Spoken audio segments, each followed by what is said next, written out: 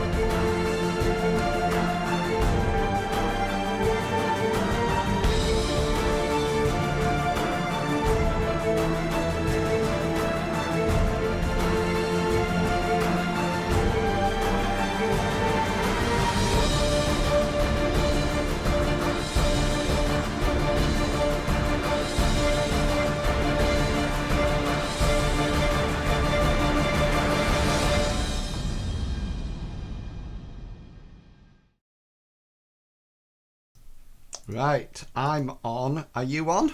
Are you on? So it begins. Yes, Hello. yes. Everybody is on, which is absolutely fantastic. Happy to be able to catch one of these sessions live. Welcome, Catch. Catch82 did, and Latte Motte. Welcome. He's from Stream Elements. And welcome also to Ken. Just Ken, no Barbie. Just Ken. So hello and welcome. Whoever thought of a picture sliding over? Great idea. Thank you. It sort of like merges into them, which is nice. Right. Let me. I've got to fiddle with some things now because. Can you do that off stream? Yeah. Sorry. Yeah. Time. So I'm going to actually. We're playing Mythras, and Mythras is, believe it or not, a role-playing game that. Is based around a D100, and in order to help your enjoyment of the game, I've brought four experienced role players with me, and they're going to be playing various characters. And also I've in the middle of, you might see that there's a slide there that talks about skills, and we've got one of these for things like combat skills, dice rolls that we roll and what we use, etc., and one for each of the characters as well. So as we're sort of like playing, then hopefully this will give you an idea of the rule system behind the role-playing game that we're actually playing. Now, to start off with, I'm going to briefly introduce the characters that each of the people are playing. So you get an overall view about what's actually happening. And as I introduce them, then their character sheet, or should I really say almost like one section of their character sheet, will actually appear below me. And then that's it. So we're going to start off with Hengis. Hengis is played by Longshanks EPG. Hengis is a warrior. He's of noble birth, and he came across from right at the beginning of the campaign. He journeyed across onto the Odes continent, into the land of Lindo. He is from a noble family, House Carl, which is his combat skill is named after. And originally he came across in search of his sister, which he has encountered on one occasion when he suddenly realized that they were she had been abducted or was hanging out with a group of bandits or cult members, namely the double-headed snake cult, which you can see that he has a passion for there. He is almost like a noble warrior. He's clad out in heavy plate. He carries a sword and a shield, and he has the attributes of the professional skills, such as things like military history, as you can see, strategy and tactics, law to do with society, and courtesy and things like that. So imagine a noble Templar or something like that, and that is our friend Hengist. Just sat above Hengist is somebody, is Medivac, and he plays a character called Hazra Khan. Just to let you know right from the beginning, all the players are human. Mythras does have other races, but we've decided to keep all stuck to human, to be humans in this campaign. So Hazra Khan is a member of the Brotherhood. This is an order, a cult that actually goes around and monitors what's happening in the natural world. They try not to intercede or actually participate in any wars or battles. They just carefully craft it. And in his recent visit to the sort of like the home of the Brotherhood, Hazra was given, or should I say he chose, a certain token that he wears around his neck, the tooth of a jaguar, which is safely tucked underneath his padded armour. Hazra is from the nomadic culture. He was a scout for his career, so he is used to being out there into survival mode, tracking his enemies down. He's quite nimble, but as you can see, he lacks power and overall personality and charisma. But apart from that, he is in his element, out in the wilderness, doing, following, scouting ahead, etc., etc. He also fights, well, Hengist fights with a sword and a shield. Hazra fights with a long spear, and he also has a scimitar as well. And thank you very much to Ken who's just subscribed for us, which is absolutely fantastic. So yeah, and thank you very much for that. You are now part of the in crowd. Okay, and then after that we move straight across to the other side and we have Gulliver. So Chuggerwugger is playing Gulliver, and Gulliver is the youngest member of the party. He used to be an apprentice mage, a sorcerer, to Master Healy, who was over in the previous continent. He's one of the original members that came across with Hengist. He recently joined an order, the Order of the Kraken. There's actually 4 sorcery orders in Odess, and here's one sort of like deals with things like transportation, communication, etc. He is the youngest member, and as you can see from his characteristics, he lacks strength and constitution and dexterity, but he makes up for it in his intellect and his power. He's also has a street combat style of street urchin because he grew up on the streets. Sorcery magic is the most powerful magic in Odess, in the game of Mythras. He can actually channel and shape his spells to adjust the range, the number of people affected by it, the power or the magnitude and intensity of it. So basically he is definitely one to be wary of in a combat situation. And finally, we have Mr. Pickles, who is playing the priest called Bartleby Fumus. Bartleby is actually a thesis, we call them in Mythras, but in other role-playing games, they're generally called clerics. But he is the healer of the group and the buffer of the group. What he lacks in physical prowess on the fighting field, on the combat scene, he makes up with his being a pious priest that actually has complete devotion to Amriel, one of the twin moons that are the older gods on Odess. Like I said before, he masters healing and buffing and supporting the party, and he not only supports with spells, he also supports with knowledge and expertise. Hence you can see from his professional skills, lore in monsters and history. Just to let you know, both Bartleby and Chuggerwugger have folk magic in their skills.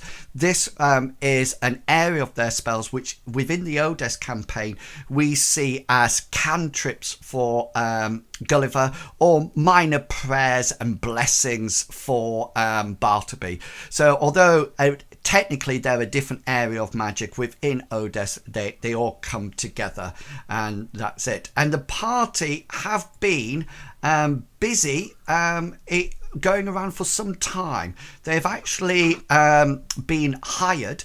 They are being paid for this, and they were hired by somebody who is concerned about a book that went missing from Count Bastion's library. They have been tasked to try to find the location of the Chaos Mother's temple, and although they are running after the two people that stole a book, and they do not know what's actually in the book, maybe it actually was the location of the chalice, of the Chaos Mother's temple and the chalice.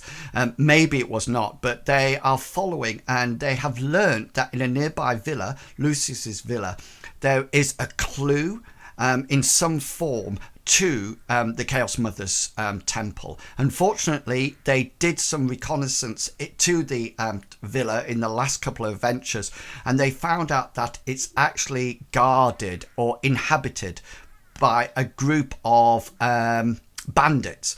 They tried to get in last time and got warded away by various bandits, and so they backtracked and came up with a plan to actually tackle a group of the bandits to try to get some information, some sort of like understanding of what they were actually going in for.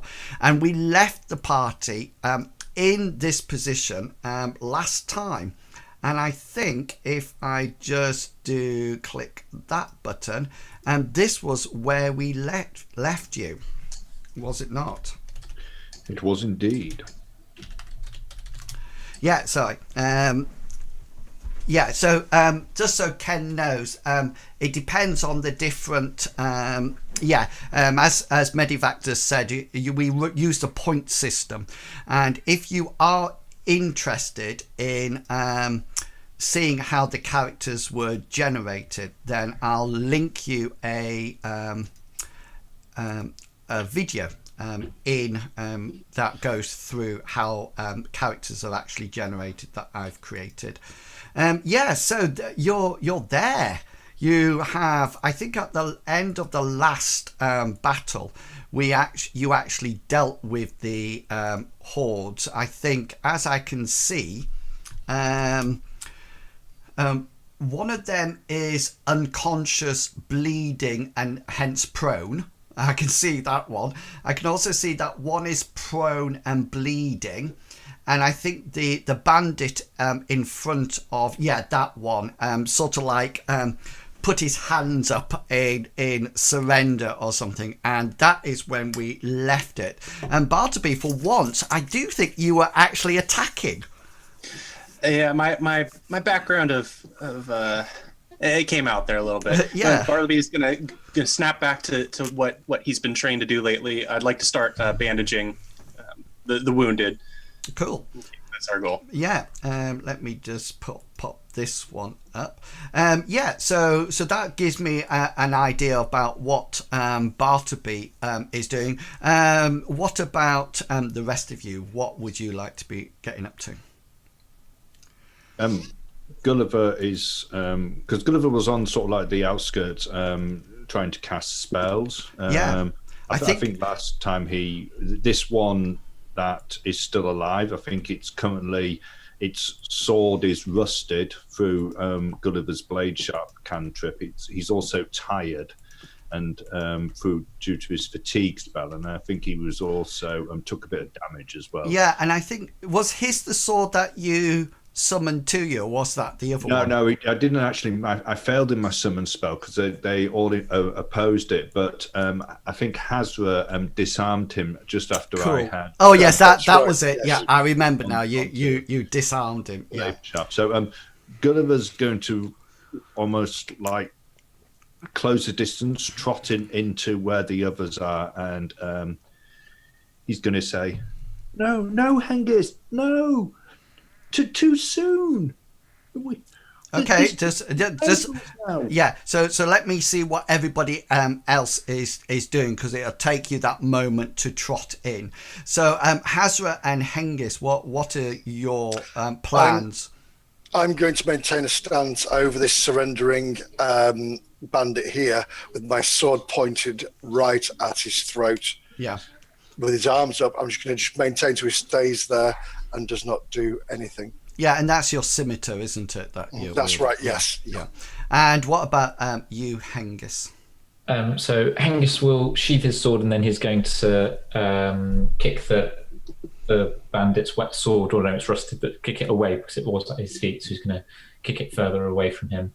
And then he's going to one-handedly sort of like pass him down to make sure he hasn't got any daggers hidden anywhere. Okay then. So Bartleby, who would you like to start off by healing? So the guy behind Hengist is actually unconscious on the ground, but you notice that he's bleeding, and the one just next to you, he's also bleeding, but he's not unconscious, he's just prone on the ground.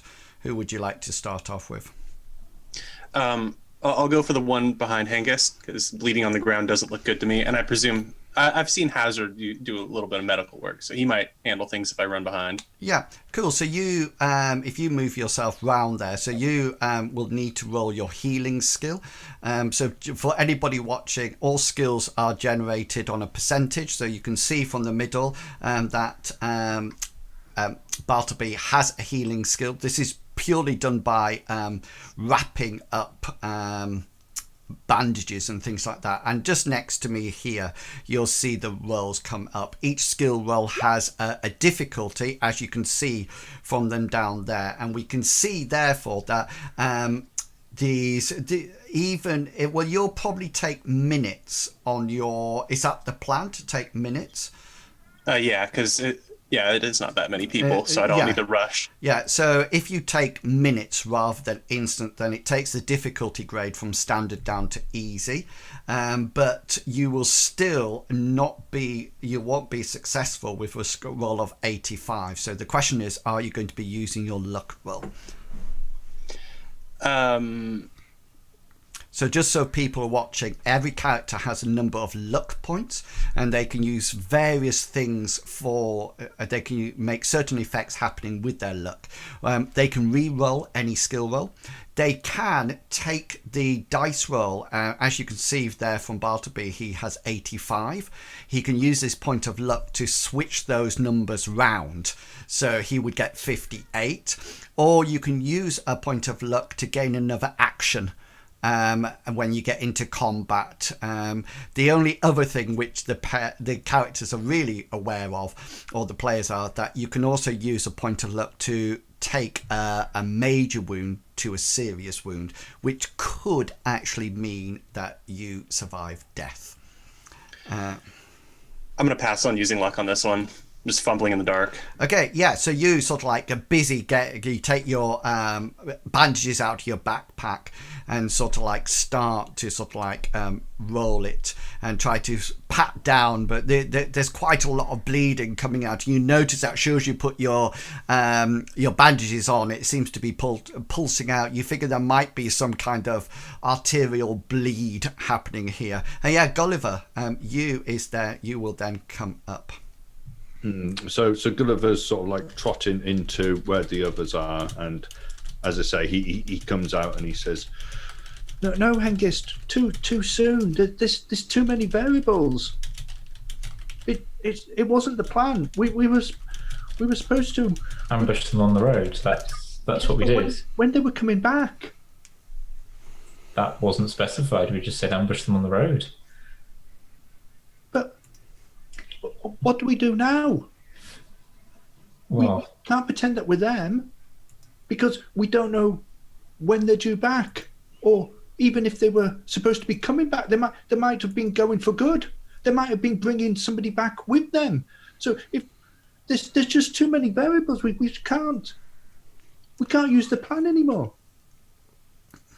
Yeah, Gulliver, you sort of like bring forth this barrage of verbal, almost like diarrhea, and talking to Hengist. And the bandit in front of you, Hazra, who's been compelled to surrender. So he is down on his knees, and he's sort of like holding his hands up like this. And since you've got your scimitar point to his neck, he's not moving at all. He seems to be very precious of his actual life at the moment. But what he's actually doing is sort of like, he's almost like flicking backwards and forwards. It's sort of like as other people talk, he's sort of like look, and you can see him, Hazra, trying desperately to see where people are. He doesn't look like he's going to attack. He's going to flee. That's my instinct. So I will tell him as my scimitar to is, put your hands behind your back and sit down now on your buttocks. So which skill are you planning on using then? I would like to use my apologies. Well, I would have thought it's going to be your influence skill. I would have. Yeah, I was going to say I thought I had something else that was better, but influence will have to do. So use my influence skill. But down now on your buttocks. Yeah. So roll your thing. So this is what's known as an opposed roll. So what happens is that Hazra will roll his influence roll, and as you can see from down there, he's sort of like failed at all levels. He's only actually got a skill, it seems, of 15% in influence. So my charisma is, I'm not a very charismatic person. No, I think your charisma is 7. No, it's too many years in the steps with myself. Yeah, so the other guy rolls it, and he seems to he seems to be somewhat of a stalemate. He sort of like figures out that he's outnumbered, but he also sort of like looks at you, and he's sort of like, you're not very commanding in your linen armor. And of course, Hengist, he can't see you behind at the moment. Were you patting down Bandit 1 or Bandit 3? The one that is on his feet at Hazra's. Okay, yeah. So you you can pat him down, and he actually has no other weapons on him. He's completely and utterly disarmed. So he can't sort of like attack or anything like that, and he's just sort of like looking around. He looks very sheepish, and sort of like glancing this way and that way. Okay. After that, Hengist will gesture to Gulliver and say, "Gulliver, let's go over here," and then he'll move sort of like over this way, so they're standing next to Bartleby, and say to Hazra, "Keep an eye on the prisoner whilst we discuss what we're doing next." Okay, Bartleby, you can roll your another healing roll if you wish. I would love to. You knew exactly what my goal was here, and pow. Yeah, so after a few almost like bodge attempts at trying to bandage this person up, you find that you actually manage to find the arterial bleed, and you start to bandage it up and wind it up and to stop the bleeding. And by the end of this, his bleed will be over and done with. He's still unconscious, but you figured that he's beyond death. He's not going to die. Excellent. Yeah, cool. Sorry, Hengist, what would you did? What were you doing? Sorry. So Hengist says, asked Hazard to carry on looking after the guard that's on his knees, and has said to Gulliver, "Let's go over here whilst we discuss our plans." Idea is to be away from the prisoner when we're discussing our plans, so he doesn't know how incompetent we are. Yeah. Okay, so he's sort of like he's not in the position to move or anything. He's totally incapacitated at the moment. He hasn't got a weapon. He's dropped that as he fell to the ground, and so it's very much a case that he's sort of like, you are quite formidable standing over him, you know, and he sort of like seems to be keeping his eye on you. But you also see him glancing over to Bartleby as well, because he can see that Bartleby's actually helping his partner. Just roll your insight for me.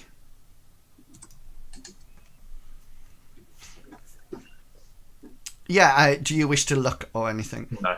Okay. Yeah, and you sort of like see his eyes flicking backwards and forwards, but you really, you sort of like try to read him and try to sort of like think what is he actually thinking, but at the present moment in time you can't sort of like figure out what's happening at all.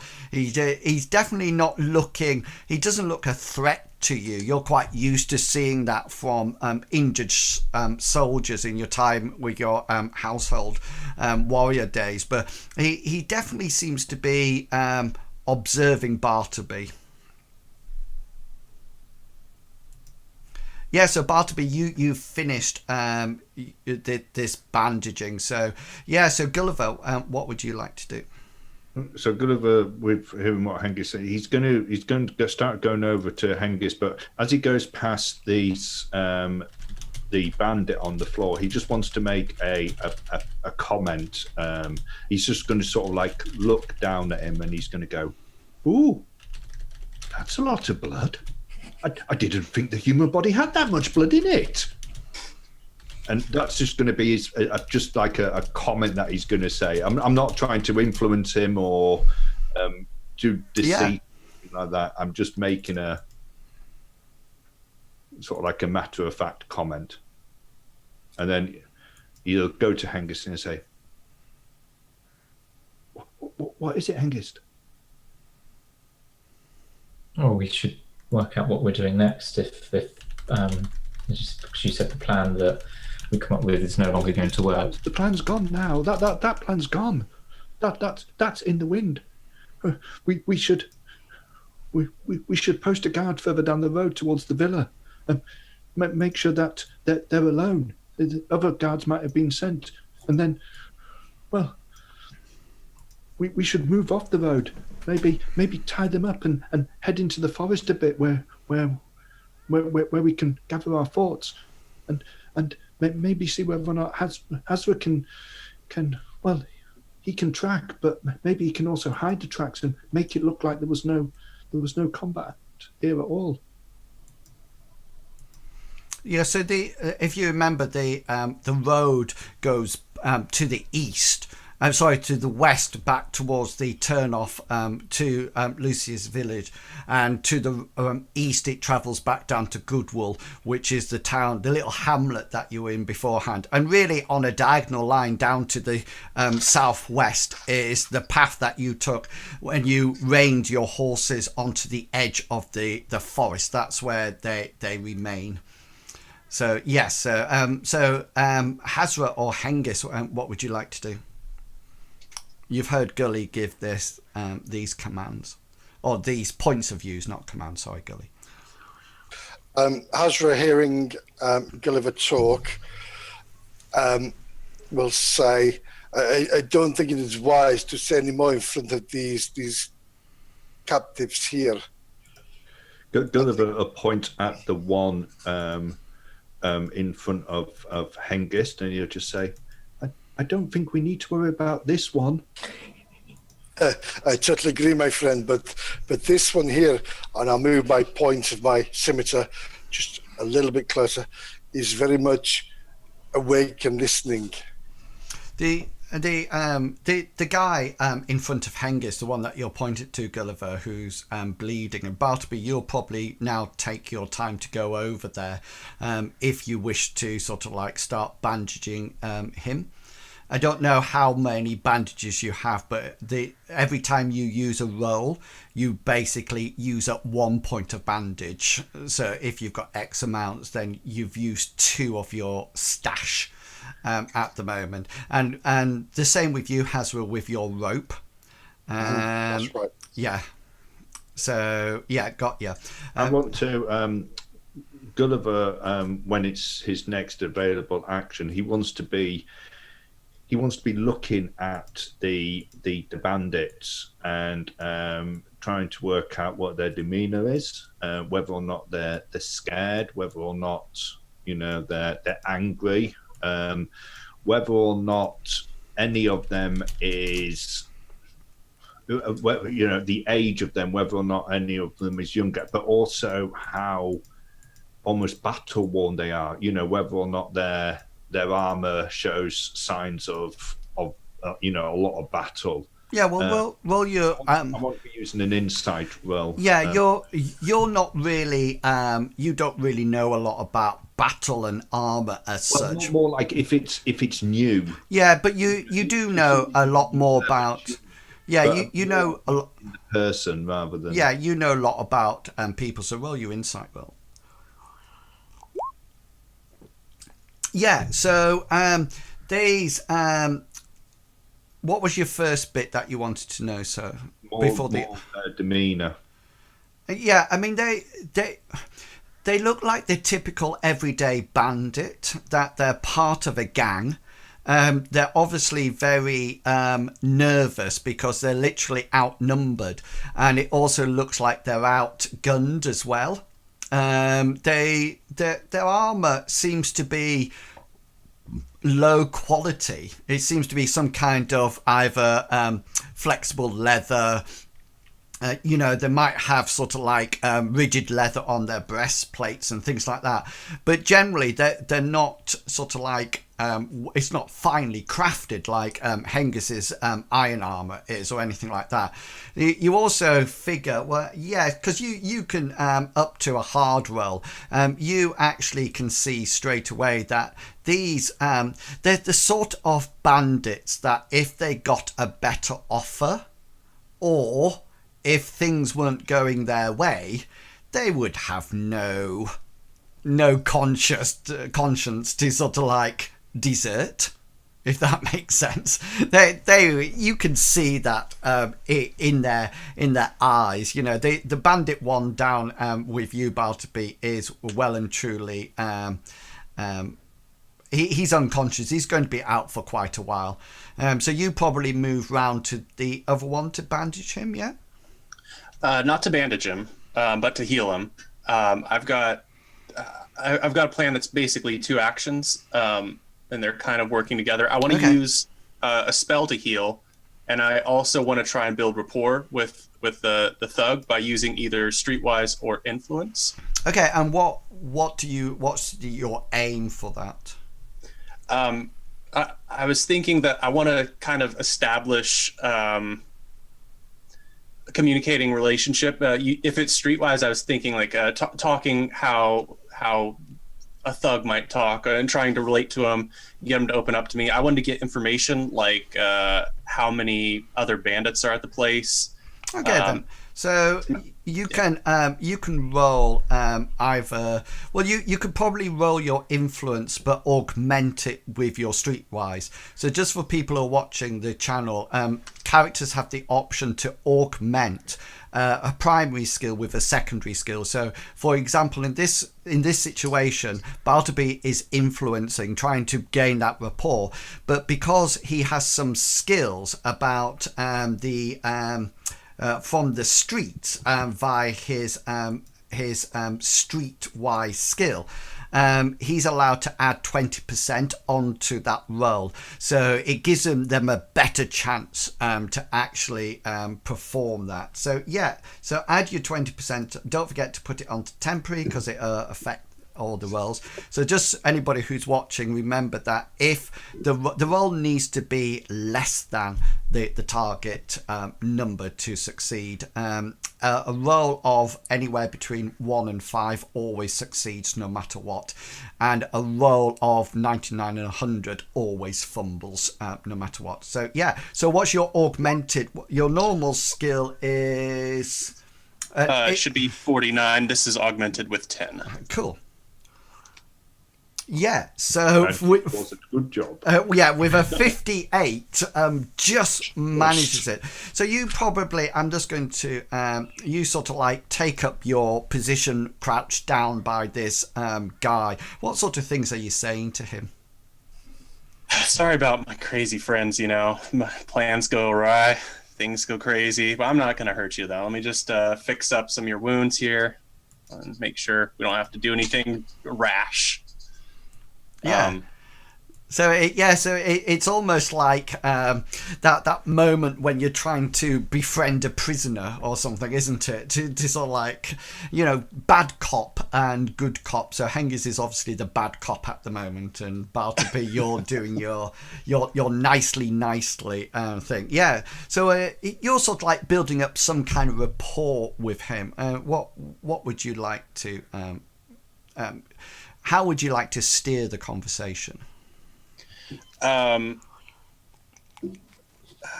like to steer it towards his employer, kind of framing it like, things go awry with these guys, steer it towards any information I can get him to share about the base, how many people are there, Goat Lady, which I think more appropriately she worships Tabris. I think that's what I have written down. I want to know information about the boss, especially anything that he's willing to share. Yeah, you don't actually know who she worships. I think what you put together there was the goat. Yeah, it was a wild guess because I visited the shrine in town, and that's right. Yeah, so is Gulliver able to have another action or? Yeah, by all means. Yeah. So and when Bartleby starts, hang on, sorry. Can I just have Bartleby's spell casting? Oh yes, because I think you were going to heal. So for people watching, spell casting, you roll a dice. So for a thesis, it's a spell skill called Exhort, and they have magic points. So each spell is fueled by magic points that actually recuperate after an overnight sleep. Yeah. So roll your Exhort. You could probably take minutes over this, so it'll be an easy roll. I was going to use actually just a simple prayer to stop the bleeding on like a wound, because I didn't think he was doing too bad. So I'm not going to exhort a miracle. Just go to folk magic it. Yeah, got ya. Yeah, and I'll use a point of luck to, show off. I mean, it's an easy roll, so you've succeeded because you can take minutes over it. So it's absolutely fine. So you can actually quickly do this, and you heal the wounds. And as this is going on, Gulliver, and you can hear Bartleby talking, you can have your action. Gulliver's going to look over to Hazra, and he's going to say, Hazra, maybe you and your new friend should go a bit further down the road and wait there. Okay. And I want to use influence on him. Okay then. So you will need to roll your willpower. I think is that opposed by willpower? Yeah. Yeah. So you roll your influence first. I'll use point of luck. Okay, so that'll be 37. So that's go for it, Hazra. Use your willpower. That should be a standard skill. Yeah, and it's up to you to make the decision. Hazra's a little bit confused, but knowing Gulliver as an intelligent person and dealt with him over the months, he's gonna. It is opposed, isn't it? The willpower and influence roll. Oh yes, yeah, but I see what you mean. You're saying because you got 37 and he got 15. Yeah.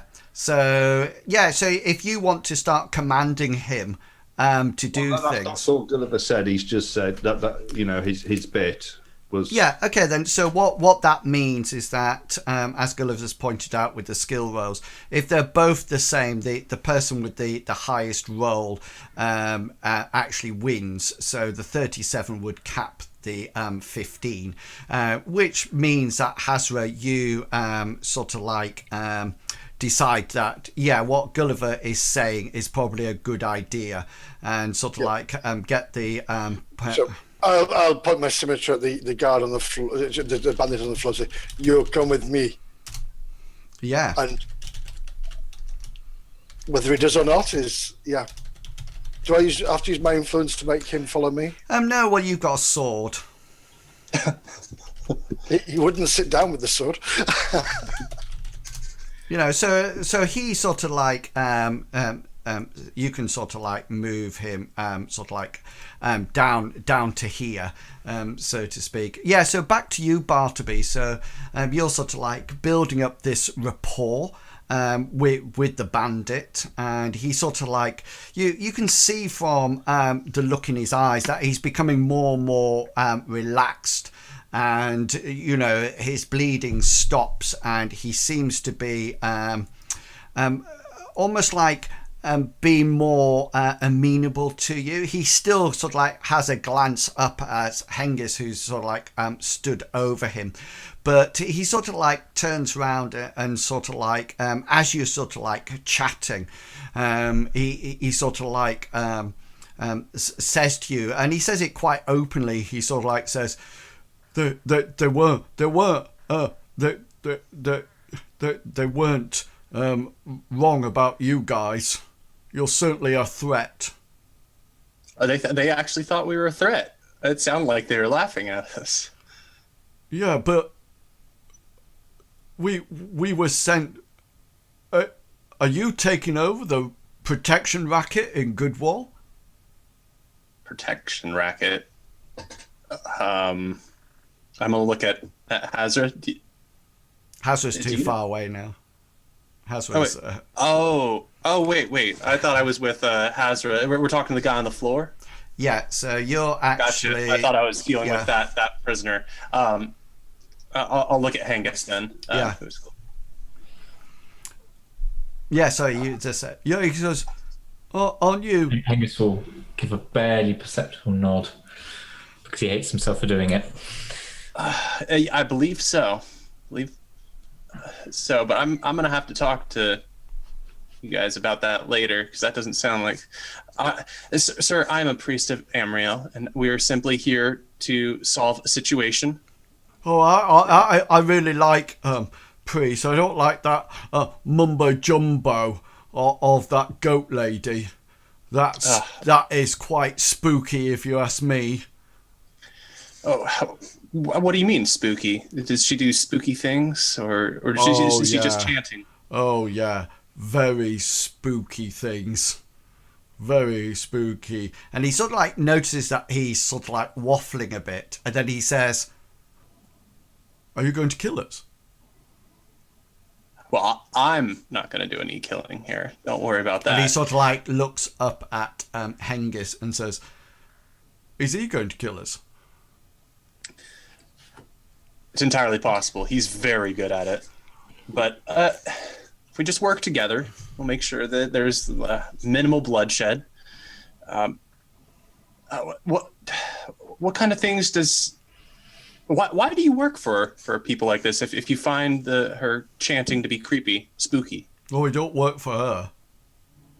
We don't work for her. Work for that big guy. Yeah. We work for Pickaxe. Pickaxe? Yeah. Pickaxe. Pickaxe. Okay. You know, the guy with the guy. Why with is the she big even axe. around? Well, he sort of like looks a bit sheepish, not goatish, and says, "Well, they're together." Oh. Yeah. You know why it's called Big Pickaxe, don't you? Is it pickaxe or pig axe? He sort of like turns his head round to you and says, "Pig," as in Pig? as in. Oh dear. He says. He sort of like leans up slightly towards you, Bartleby, and you suddenly have this thing of thinking, "Ooh, and you can sort of like smell him, as well as the stench of battle from the sweat. He's obviously actually washing is probably not what one of the famous activities of this bandit card, and he sort of like he comes up towards you, and you notice that he's got a few teeth missing, and he sort of like leans closer to you and he says, he names his axe. And then he sort of like, you notice that his tongue is sort of like moving round his mouth. He says, you've healed me teeth. He said, well, they're all pussy and red and swollen. Oh, what mumbo jumbo magic is this? It's not mumbo jumbo magic at all. It is the power of Amriel, goddess of the light moon.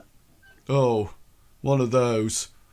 Yeah, one of those. He calls his axe. I mean, let's face it.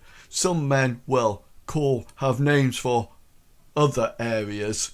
You know what I mean? And he sort of like looks down at his crutch and then looks back up at you and he says, but I mean, naming an axe? Anyway, it's called Bacon Slicer, hence pickaxe. Oh, wow, that's Bacon Slicer. That's a very imaginative, creative and by me, boss. It's not only bacon that he slices with it. I've seen him take off a man's head with just one heavy swipe, and that's been it. One swipe. Whose heads is he slicing off? Well, anybody who sort of like comes near him. He must pay you very well to take that kind of risk. Well, it has certain rewards, I think, if you know what I mean. There's always, a couple of random barmaids brought along when we raid the caravans. I see. Things like that. Has its uses. Hengist, just roll your military history for me. Yeah, so you sort of like listening to this, and you feel really interested about this great axe, and just to know, that a great axe is wielded two-handed, and it does significant amount of damage. They're normally double-headed and wheel. So just to put it into some context, it would do 2d6 plus 2 worth of damage. So the minimum that it would do would be 4. The maximum it would do would be 14, and that's without any damage modifiers due to strength, etc. And Pickaxe was quite he was a big chappy. Yes.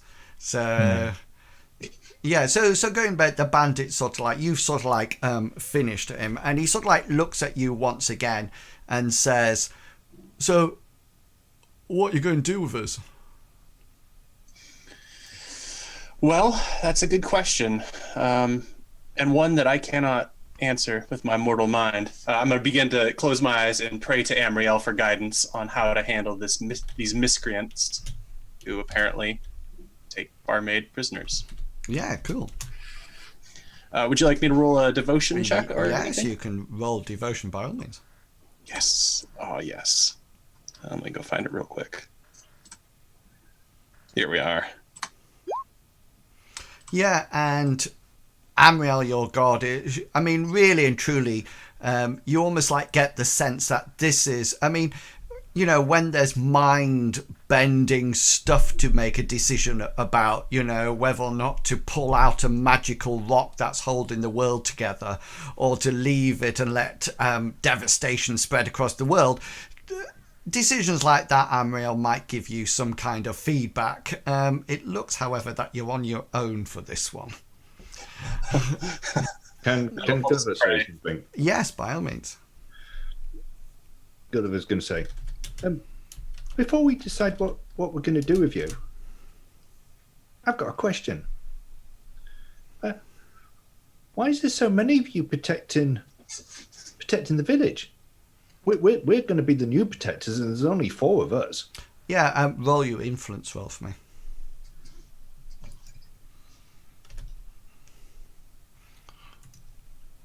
Uh, 14. I get 100.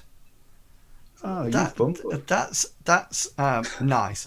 Yeah, so he sort of like looks at you and he says, we don't all protect the village. That's where we live. So what are you doing up at the villa then? He says, that's where we live. He sort of like looks at you, Bartleby, as if to say, is he all like that, young lad? My friends are crazy. Yeah. And he sort of like looks at you again and says, I've got some information, if you would like some. But I think we should literally, talk about it. Hazra, if there's anything you want to be doing with this Bandit 3 further down the road, then just shout when you wish to do something. No. I've been told to just keep him down the road, so Hazra will be just stay where you are and be still. Yeah, cool. Yeah, Hengers, is there anything you want to do?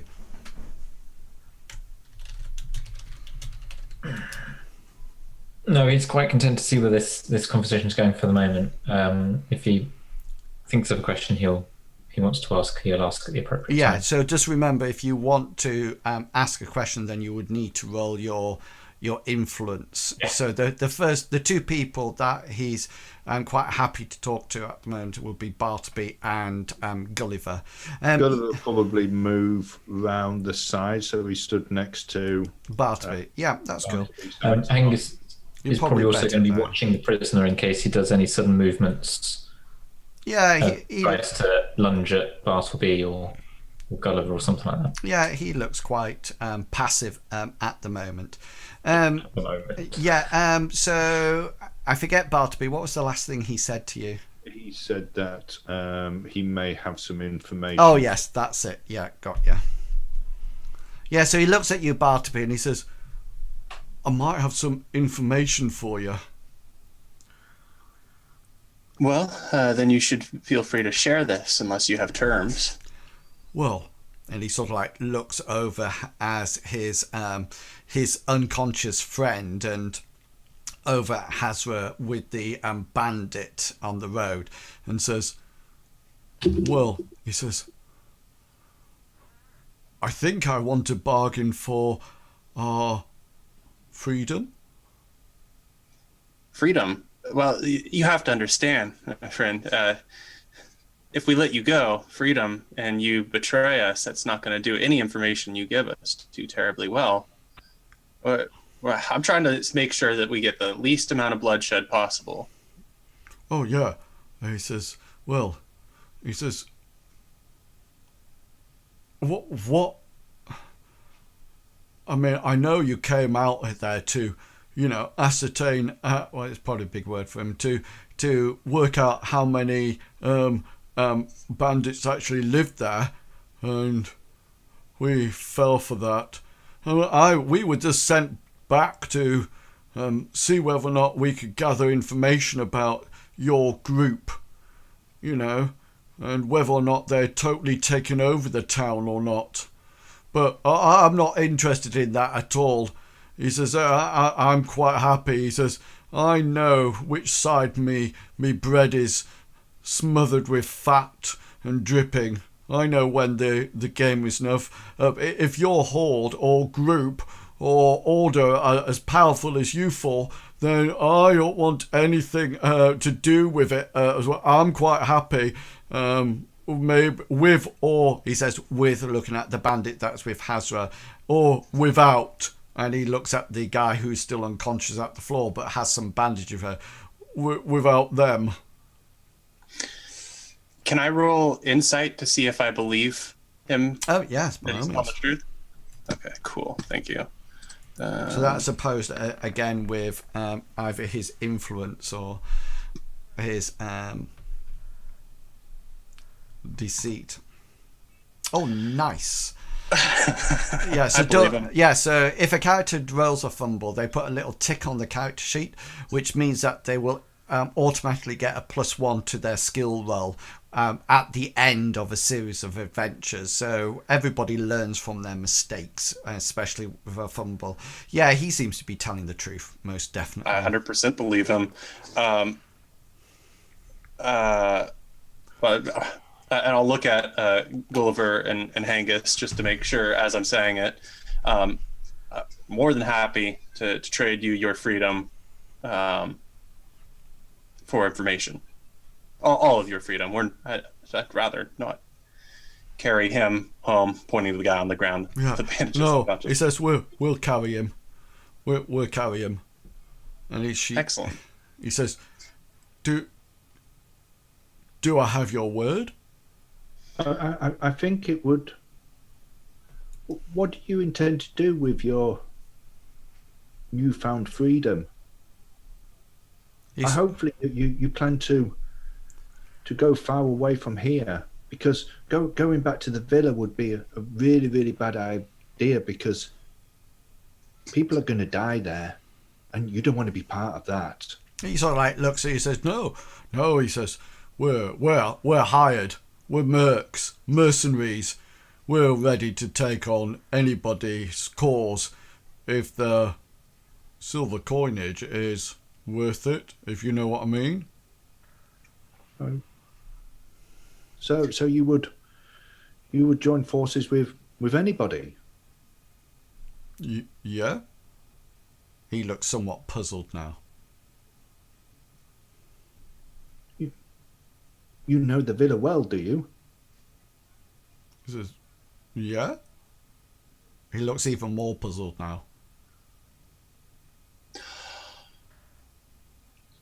Say we offered you coin to join us. And maybe...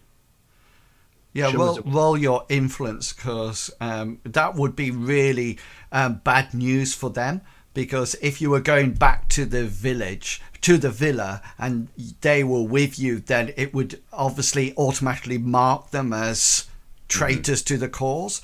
Yeah, and he sort of like, let me just roll my my willpower on that one as well. Yeah, and he sort of like says, well, he says, I don't think that's a very good idea. And Bartleby, you definitely notice that he's almost like shying away from it, as if that was almost like a step too far. And he says, I've got better information for you. And he's talking back to you, Bartleby. And you have my word on the oath to the twin moons that I will not allow my friends to hunt you down after we give you freedom. Yeah, and he sort of like nods. He says, you're a man of God then?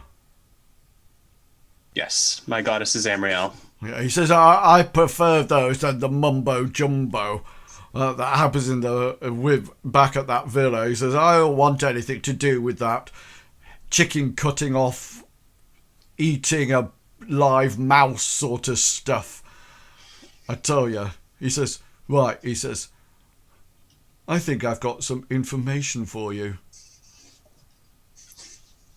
In a few days' time, the villa will be practically empty. What? Yeah. Now, remember, you don't tell anybody that I said this, right? No one. Right. Well, in a few days' time, they will be going out on a certain raid, if you know what I mean. Yes. Just, and he sort of like looks at you and sort of like figures that you're either not quite understanding or not ready to take his bait, and he sort of like says, right, well, you know how we make our living, don't you? Apart from protection rackets. Yeah, you raid caravans. Yeah, he says. And there's a bloody big one passing to the north of here in a few days. It's quite a large one. And most of the bandits and Pickaxe and his mumbo-jumbo lover will be off to raid it. We might have a lot of people there, but this is a significantly big caravan. And no doubt Mrs. Mumbo-Jumbo will be waving ahead, waving about headless snakes, I tell you. That does sound horrifying. In a few days. But I see that as a good opportunity. You know, we were told to go to Goodwool and sort out the new people who were thriving for the protection racket. Could take us more than 2 days, if you know what I mean. And he sort of like tries to squint at you as if he's trying to hint at you. And he says, and then he says, I'm sure there's somebody who will want to hire us, you know, further away from this place, beyond Goodwool and beyond. Well, I'm certain we could all put in a good word for you at Lindo if you ever make it there. This all sounds excellent. Hengist, does this sound like a good plan to you?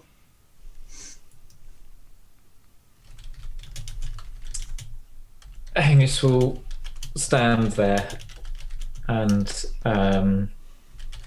just nod for the moment. Okay, yeah, so Hengist stands and nods. Even if there are less people there, they normally have the front gate guarded. Is there any other ways in? And he sort of like looks at you and he sort of like says, no, not that I know of. You could always climb a wall. Oh, but I think you tried that before. Yes. Yeah, that didn't seem very effective. How many do you think will be staying behind to protect? Well, 4, 5, 6.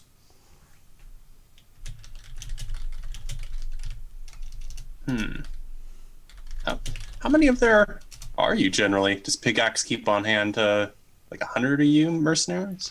Nah, he doesn't need 100 with Bacon Slicer. There's a good group of us. 10 to 20, maybe a little bit more. You know, we're not very loyal, if you know what I mean. But he totally accepts, you know, that some of us may come and some of us may go, you know, as long as he's got his Mrs. Mumbo Jumbo to keep him happy, if you know what I mean. And he sort of like nudges you slightly. I'm sure. Oh, he says, you're a man of a goddess. You probably don't have any romantic sort of like exploits, don't you? Oh, if only you knew, friend. If only you knew. But tell me, have you taken any prisoners over the last few days? There was 2 of us who were sent to scout out the villa. Sorry, can Bartleby just make a deceit roll for me, please? Okay. Deceit roll. Is this about my if only you knew comment? Yeah, and he sort of like looks at you for a while, and then sort of like you notice this smile creep across his face, and he says, "Oh, I see. Not that kind of priest, then." And Gulliver, you pick up what you wanted to say. Sorry. Yeah, so Gulliver's going to say, have you taken any prisoners over the last 2 days? We sent an advanced party, two of them they were, to scout out the villa, and he's going to describe the what the two people that had originally entered the library. I think they were brown hooded, talking with a weird accent to see whether or not, and he's looking at the guy closely to see whether or not there's any. So I want to use my insight, to see whether or not there's any recognition when he's talking. Yeah, roll your insight. See whether or not he's recognised anything that Gulliver's mentioning. Yeah, he sort of like looks at you, and he sort of like says, "Do you want me to tell you about? I've seen those people." Only if you have. He sort of like looks at Bartleby and looks at Hengist. He says, "Oh." And he looks completely indecisive in the sense that if he answers yes, there might be an outcome. But if he answers no, there might be an even worse outcome. And he sort of like looks for a while. And you notice that he almost like visibly flinches when he says it. As he says this, Gulliver's going to say, this doesn't affect our agreement. You already have my oath. He sort of like flinches a bit and goes, "No," and sort of like ducks to one side of Hengist, as if he's imagining that a certain sword might come down quite abruptly onto him. And he just says, "No," and then he sort of like waits. Does it look like he's telling the truth? You don't. It doesn't seem to be any reason he would lie, and you notice that he's quite tense for a while, as if somebody might be chopping his head off. And then when the sword doesn't sort of like come down onto him, he relaxes, and so he says, "Was my information good?" Oh yes, definitely. This is exactly the kind of information we needed. It's excellent. So, can we go? Unless Hengist or Gulliver, you guys. That was the agreement that you could go, but you must take into account that you cannot return back here. Oh, no. You enter the forest. My friend there with the sword. Well. Oh, we can make ourselves scarce. I tell you, we can make ourselves scarce. And are you going to be able to make the other two?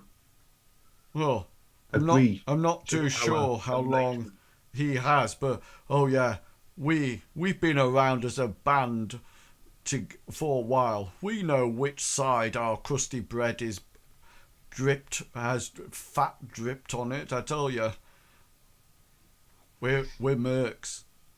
We know what we're doing.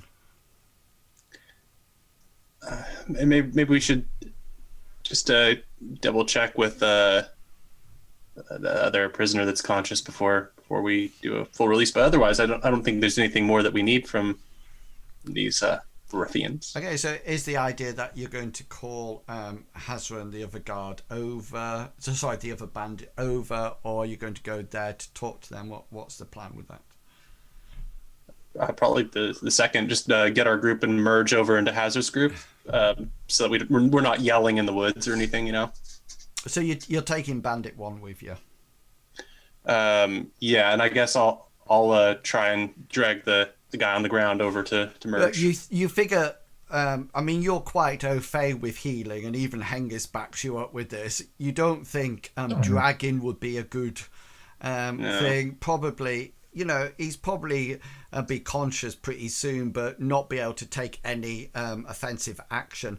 He probably kind of be escorted away with Bandit 1 and Bandit 2, with an arm over each shoulder. So you sort of like congregate with the various people up with Hazra,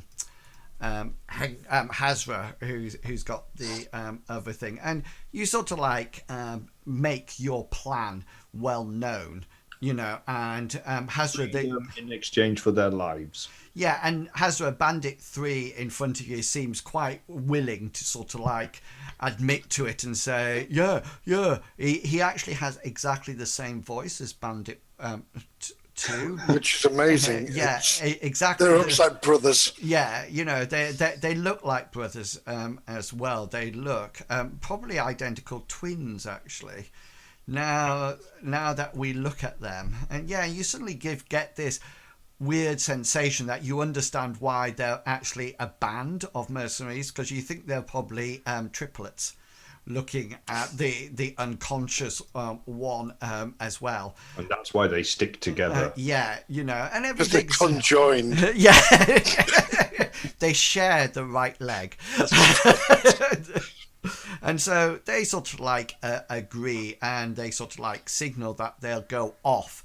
They're not happy to go back the way that they came. Yeah, sorry, go for it. Before they go, I will take out 15 silver pieces out my satchel, and I'll give them 5 each. And while I'm doing that, no, nothing else other than just saying this. I don't put any influence or anything on it. I'll give 5 each, and while saying that, I'll say, "These are coins I'm giving you to make a new life. Be wise with them. If you mistreat them, I will find you, and I will kill you. So please go with my good faith." So no influence there at all. No. I will find you and kill you. Just go be good. But do whatever you want to be well away from you. Yeah, well, there's no influence, so they just sort of like take the money. Like, yes, free money. They actually. I was just trying to figure out: is there an intimidation skill? There isn't. That's what I was looking for earlier. There is no intimidation skill. It'd be a class skill under a professional skill. A professional skill. Yeah, because that's what I wanted to use earlier, but there wasn't one. No, there's not. No. Wouldn't it just be influence? Because you're trying to influence somebody. Yeah, threats. I think what it'll be, I think it would be influence. And then, for example, if there's an element of intimidation around, that's right, then I would almost like make your role easier in that sense. Well, so you would... in which case, I will do an influence roll if need be for that. Yeah. I want to put the fact that I'm paying them to go away, and if they betray me, I will. I know what you want. You just want to fumble this roll, don't you? I do. Just to go, free money. Yeah. But here we go. Okay. This is. I mean, I've done the speech. It's a lovely speech, and here we go. Yep. Yeah, and there's that. Here's some money, off you go. And they sort of like take the money, and they head off by your leave to head off in a southeasterly direction, if that makes sense. So no, not back to Goodwall, sorry, sort of like down away, and they sort of like get their bandit, their other bandit, and sort of like take them in. Sort of like escorting him around, and you're quite pleased, Bartleby, with the bandaging, because it's quite it's quite good. Yeah. I'd like to ask what was said, and did you find that information? And after a certain length of time, I want to go and shadow them just for maybe an hour or so to make sure they are going back. Okay then. So so you can catch up. Well, you can catch up with what's being said. Did you find any interesting information? Yeah. So we rather than playing it all out and repeating it again, we'll just say that they bring you up to date with what's actually happened. So I'll go. Pigax? You mean Carl Pigax? Is that what he said? Carl Pickaxe, or just because there was something in the in Goodwill that said there's a reward for him dead or alive. I remember one of you do sing it. Vaguely recall that, but I suppose in this case we wouldn't be killing Carl Pickaxe. Was it Carl Pickaxe or Pickaxe? No, Pickaxe. I clearly remember one of you saying Pickaxe, Carl Pickaxe. Oh, it wasn't me. That's the first time I've actually heard that name before. Oh, maybe I misheard then. I heard Pickaxe. That's what the guy was telling me there, but I don't recall what you're talking about. Was it? Well, I was thinking that it might have been a wanted sign, but it was. Yes, that's right. It was a wanted sign. The Carl Pickaxe. You said that, or one of you said dead or alive. Wanted coins for head. You know me, Hazra. I can't read. No, I can't. That's why I never learned. So. That's why I listen. Yeah, but not to worry. If I'm wrong, then I'm sorry. I will go and follow these three bandits for an hour and make sure they're going away, not doubling back. I've got a question before you go, Hazra. Mm-hmm. How do you betray a coin? It's all about the soul.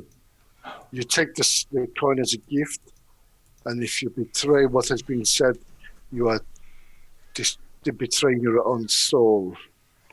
So, Hazra, can you roll your... I'm assuming that you don't want to be seen. That's right. I'm going to be skirting. Okay, I'll be following them, but I will be sort of 20 foot into the forest. So if you roll... Well, behind, but you know that distance where I can see the shadows. Yeah, so you need to roll your stealth rolls, but you can augment it with your survival, by all means. Right, no problem, sir. 20% of that is... Well, I don't really need to be fair, but... There we go. Yeah, so you managed to, they're not moving particularly quickly at all. And they pretty soon sort of like, they look like they're heading southeast, away from Goodwill. They definitely seem to be heading off. Not planning on returning at all. And when you actually get back to the group is now sat with horses and, on the edge of the forest. So we would have gone back to the camp we made. Yeah, so you're all sort of like waiting there now. And that's when you arrive back. And you've probably started a small fire, that is shielded, and to make sure that you eat some rations and etc. And then Hazra returns and you have something to eat. You feed your horses, any oats or that you brought for them, and then it's time to have a quick talk about the bandits information. So before while they're doing that, I want to do as Gulliver suggested, which was clear up the road. So I want to get some branches from the forest and just sweep them over the road. Use my knowledge and tracks for any disturbance or fight. You don't actually. Using your knowledge, you also know that. Actually wiping the tracks on this road would actually almost would cause more of it. So but what I intend to do is wipe it and then walk over it as well. Yeah, so I mean, even to that stage, I mean, the thing that I would say that you probably do is probably make sure you remove any, rather than bothering with tracks, would be some kind of blood, because this road is used backwards and forwards. Yeah, so cool. Yeah, especially. I should have explained more. I want to hide all the evidence of a struggle. Yeah, that's cool. So you then after you're doing that, you go back to the base or the place, and you're there having a discussion. Yeah, is there anything you would like to say to each other? So they're going to go in 2 days. And there's going to be less people there. So that's when we want to be trying to break into the villa. But I think we should use the time in between then and now as best we can. Maybe we should, or when I say we, maybe you, Hazard, because, well, the rest of us are more suited to town life rather than forest life, and we don't move quietly at all. So maybe you should see whether or not you could do a reconnaissance on the. That means check it out and see whether or not there's any other entrances. Maybe there's an entrance around the back, or maybe part of the wall has tumbled down where a tree might have hit it, or maybe some other way of getting in without having to go through the front gate. And me and Bartleby, we should try to rest as much as we can, because the battle so far have taken a fair bit out of me as far as my magical prowess goes. I also think we should probably try and move the camp slightly closer to the villa as well. We should move it. Yes, definitely. And I think it would be wise to have somebody watching the road, and then at least when they leave, we can count numbers and see whether or not Pigax and the nasty goat lady is with them. I agree. So yes, muted in-laws. Yeah, no, sorry. I was just typing, so I muted it this time. Are you all sorted with your plan? Yeah. Yeah, I agree. So if one person watches the road, as you say, I will do just like Oliver. I will go into the forest and I will scout out the villa. I will do a circular route around the villa. So you don't think it would be this road that you're currently next to that they would travel along, because you haven't seen any major caravans coming along this road, and plus it looks rather small. It must be another caravan trail further north. And Bartleby, just roll your and Hazra, you can as well, but if you both roll your locale. Yeah. Got a hard?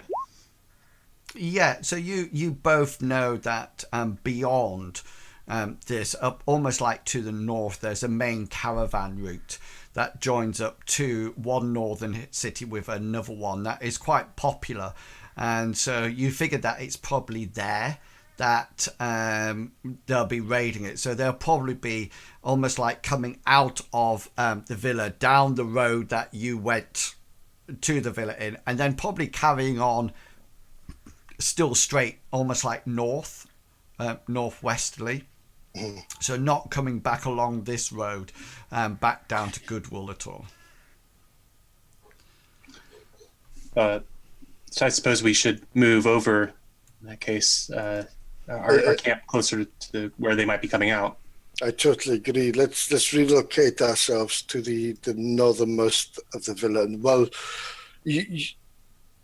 we could go from the west and around through the forest, and then perhaps, yes, definitely. Okay, so is the plan, as far as I understand it, you're going to wait in the forest near the road so you can see them leaving? Yeah, the main camp will be further into the forest, but we shall have a single person who's keeping an eye on the road. So the horses will be picketed further into the forest, and that's where our camp will be.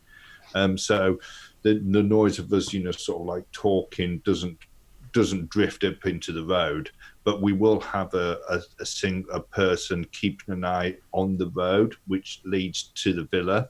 So, I'd like to use my nomadic skills to know how far a horse neighing would travel, so we know how far to pick it. Yeah, I mean I was just trying to figure out how many people would be actually at the camp at any one time. So I presume that one of you will be, because as you mentioned, the camp is quite a way into the forest, so it's going to take a walk to sort of like get to the two places. So I am assuming that always be two people at the camp, and then one person looking at the villa and one person looking at the road. Is that the plan? And how often are you going to swap that? Are you going right the way through the night with it as well? And are you going to work in partners, i.e. Hazra and Hengist will go off and watch one, and then Bartleby and Gulliver will? Or is there some people who are not going to go and watch? How would that be arranged? I think definitely to begin with that Gulliver and Bartleby will leave the majority of the watching, especially during the for Gulliver, especially during the day. He would want to spend the majority of this next day resting and recuperating. So I think what we'll probably do is that Hazra would go and do his recce of the villa. And whilst he's doing that, Hengist would watch the road, and Bartleby would sleep. Okay. Sorry, Gulliver would sleep during the day, and then when it comes to the night,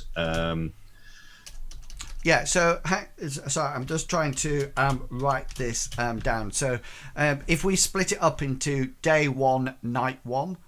So it's not possible to keep an eye on the villa and the road at the same time. Well, sorry, when you mentioned that you were going into the wood far enough that noise wouldn't travel, etc., etc. So, I mean, you can, if you remember, the villa is actually down a path. Right.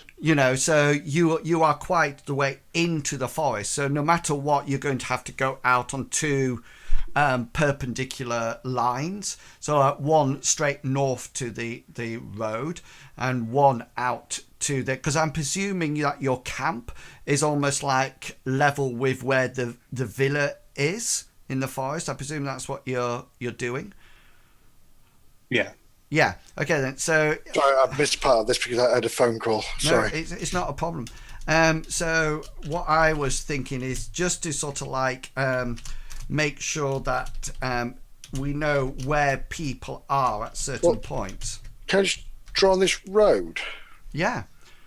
So that's the villa, and I'm going to assume the north road goes north, so it's going to be like that, is it? And the road we've been covering has been like... No, there's no road going north.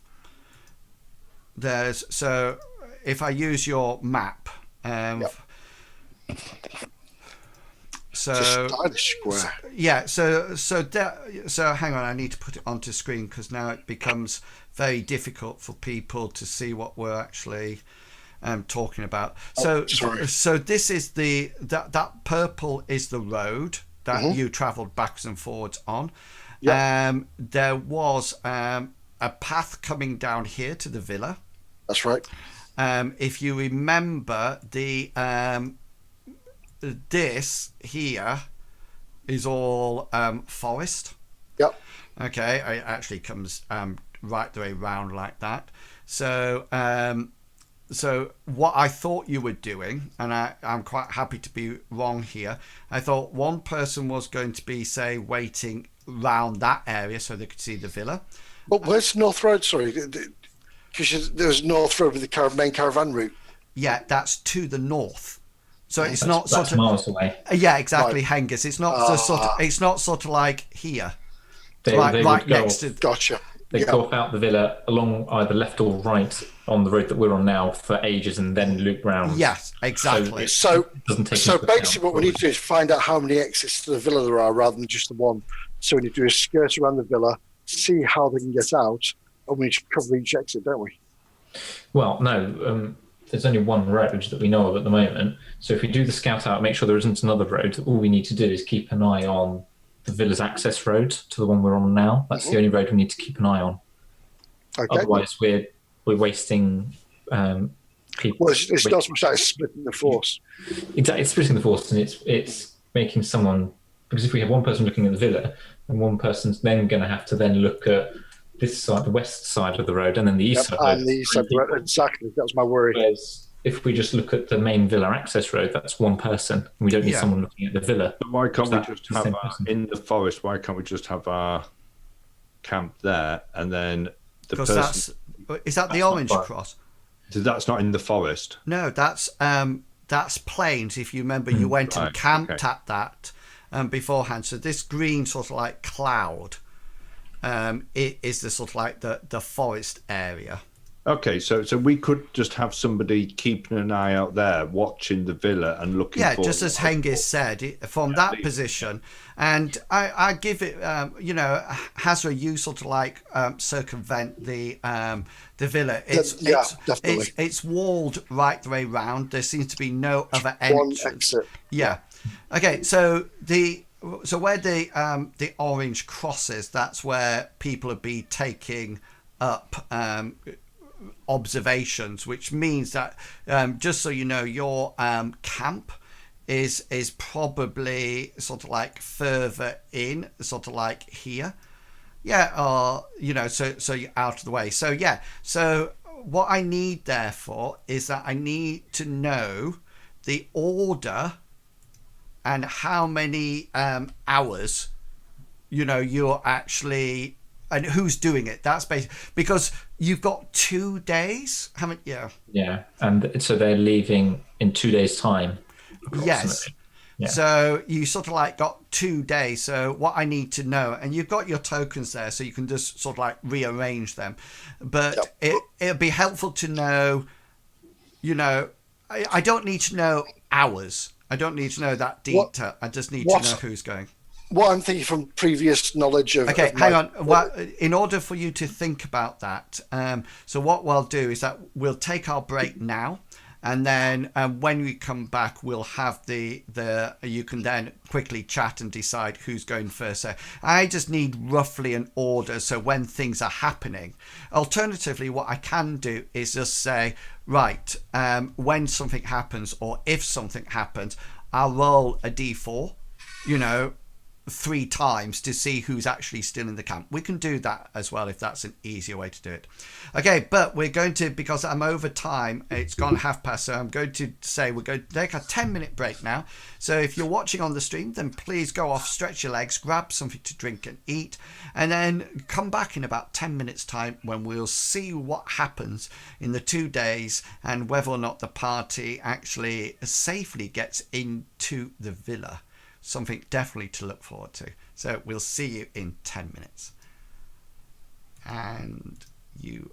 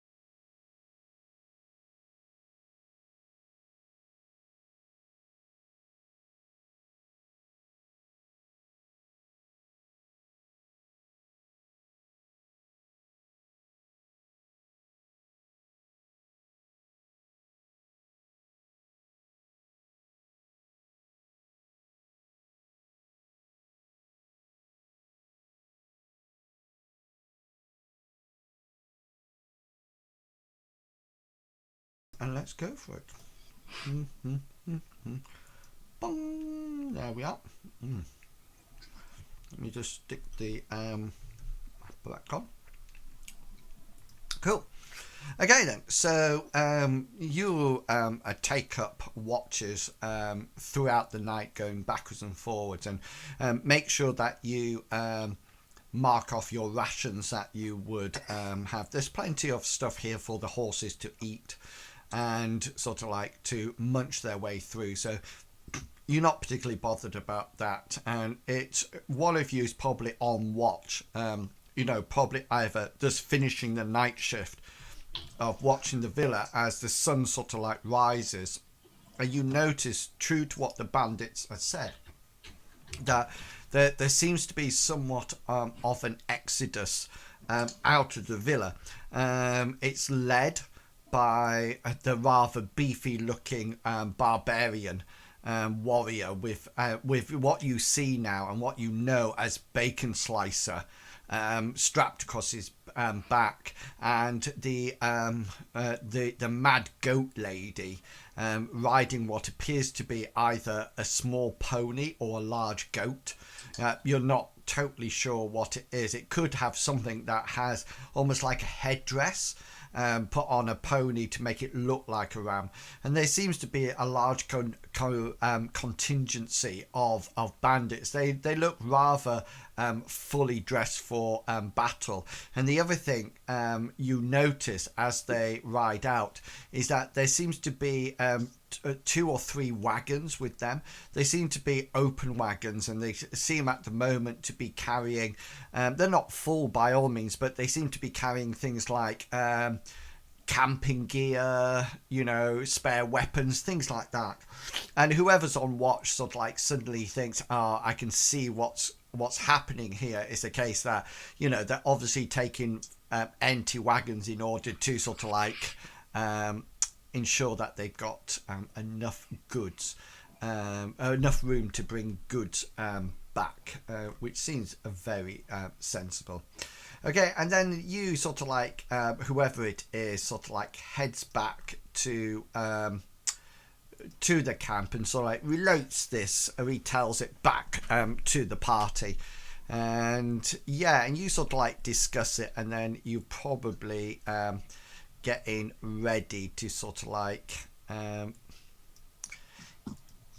to do what you would like to do. I'm just clearing the map because just a quick question. Did when Hazra did sort of like a recce of the place, did he notice any other entrances into the?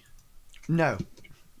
So the only entrance that we currently have is over a wall, or main gate through the front gates. Yeah, and just so you know, the person who sort of like watched them leaving, they did sort of like, you do know that there was 2 guards left on. 2 bandits left guarding the actual entrance, just like before. I think we give them 30 minutes to get out of earshot, and then maybe if I go find where my grappling hook was still on the wall and go in behind over the wall, and maybe I don't know, this is what I would do personally, but if I go in from the inside and hit the wall, the main gate, and then you come in from the outside of the main gate, how does that sound, Hengist? You're the tactician. Am I being silly? Well, it's a good idea, apart from if you've got 2 guards on the gate, you're going to have at least another 2 inside, because you're always going to have at least double the amount of people that you have on duty, so that you've got night watch and day watches. So that if you go in on your own, you might suddenly stumble across 2 or more people inside and have to fight your way through them before you even get to the gate. Is the plan to fight straight from the start, or fight when we have to? I would like to try to sneak in if we can get over the wall, and then fight if we get discovered. I was hoping we could sneak in, but how about how many people can you? When you do that bubble thing with the water and you bring somebody to us. How many people can you bring to us? Is it just the one, or can you do two? Can you bring them? If there are two guards at the gate, could you bring them into the forest to us? I could. I mean, the amount of people I can do it on it depends on various factors. One, their distance. What might be easier is if you can locate and retrieve your rope and hook, Hazra, and then we can go in one of the back corners, so we're the opposite side of the villa to where the main gate is, and then we can sneak in that way. So that way, if we do make any noises, they're less likely to stick their heads through the gate like last time and then see us all standing around a couple of meters down from them. I agree. Would you be able to get over the walls?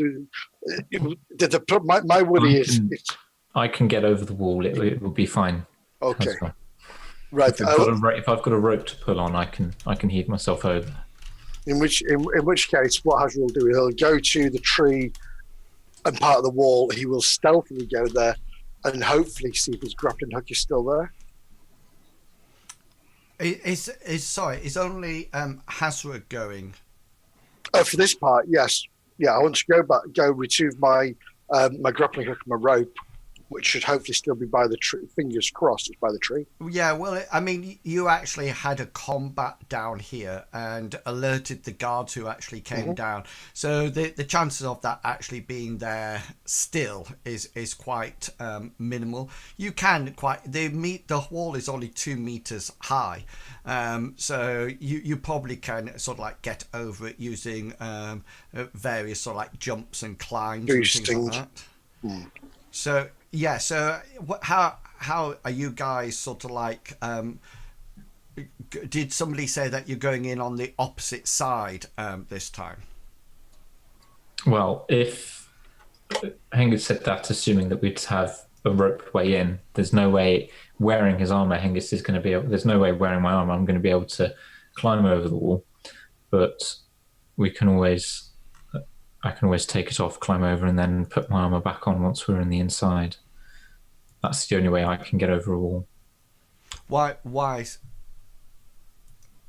Does it say about armor and climbing?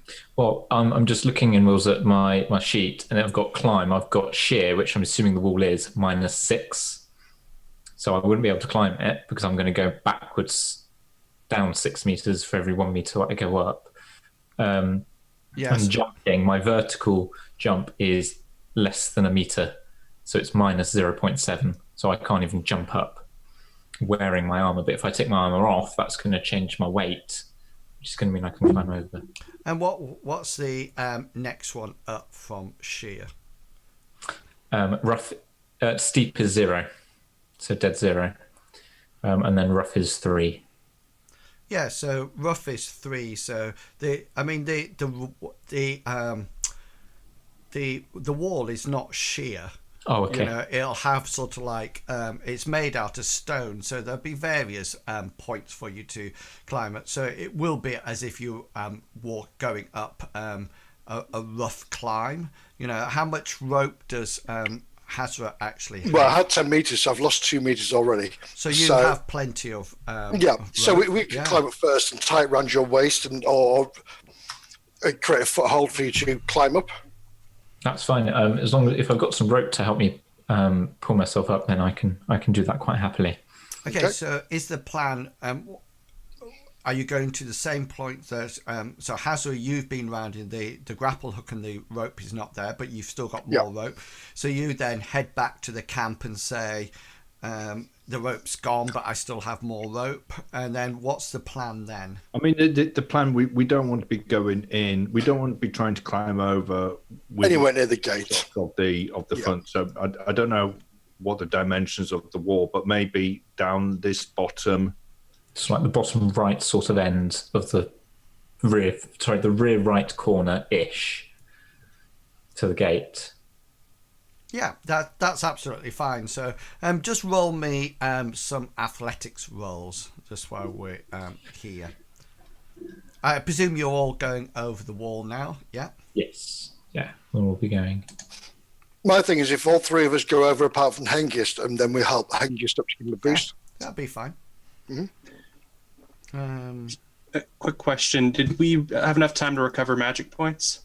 Yeah, you've been 2 days. Okay, I just wanted to make sure. Yeah. Cool. So I've got athletics.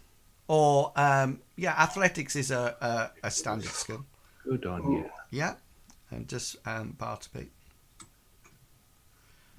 Yeah, so you Bartleby is the person who makes the biggest faux pas about the whole sort of like climbing up, and you sort of like in the end you almost like have to tie some rope round him to sort of like heave him up, because he's got clubbed hands, bless him. He's not going to sort of like get over it really easily. So but you sort of like make it over, and then sort of like so you appear to be what seems to be some kind of orchard.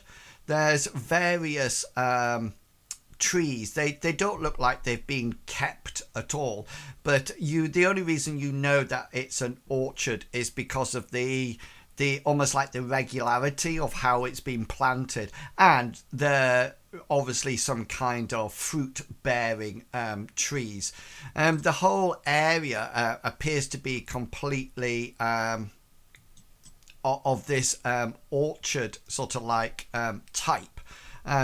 You can see that looking back towards the villa, if you remember, there's a wall, but then it's towering above you.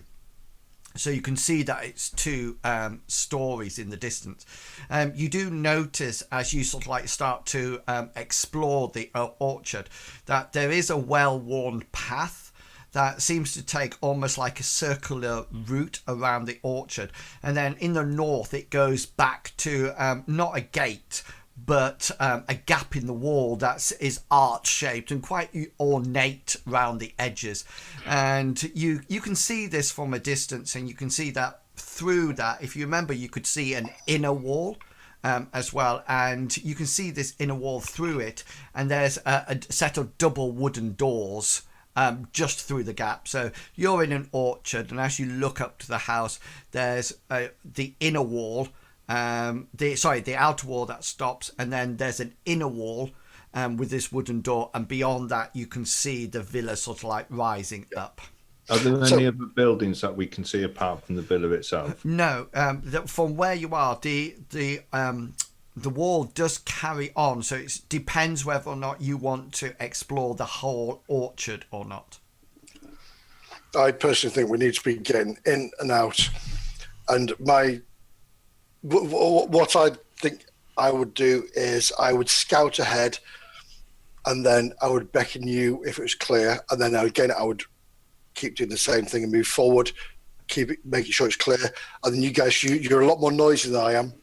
Okay, so how far are you moving ahead of the rest of the party? I want to move to every sort of corner, in a sense. Do you know what I mean? Every sort of blind space. No. So if I... You need to tell me how far, because saying that you're going to the nearest blind space doesn't put any sort of like distance in it. Okay, so you've got the double doors that go from the orchard into the next courtyard. I would move to there. I would scout out that courtyard. If it's clear, I would then call them over with a wave of my hand. So let me get this right then. So Hazra is going to go up to the doors. The rest of the party are going to be some way behind. We'll say like 10 meters. So you're way out the way. So Hazra's going to go up to the doors to start off with. Okay, then. So the rest of you is 10 meters, all right? I'm down with that. I'm just following the group since we're not talking while we're in the courtyard. That's absolutely... My main worry is you guys can't do stealth.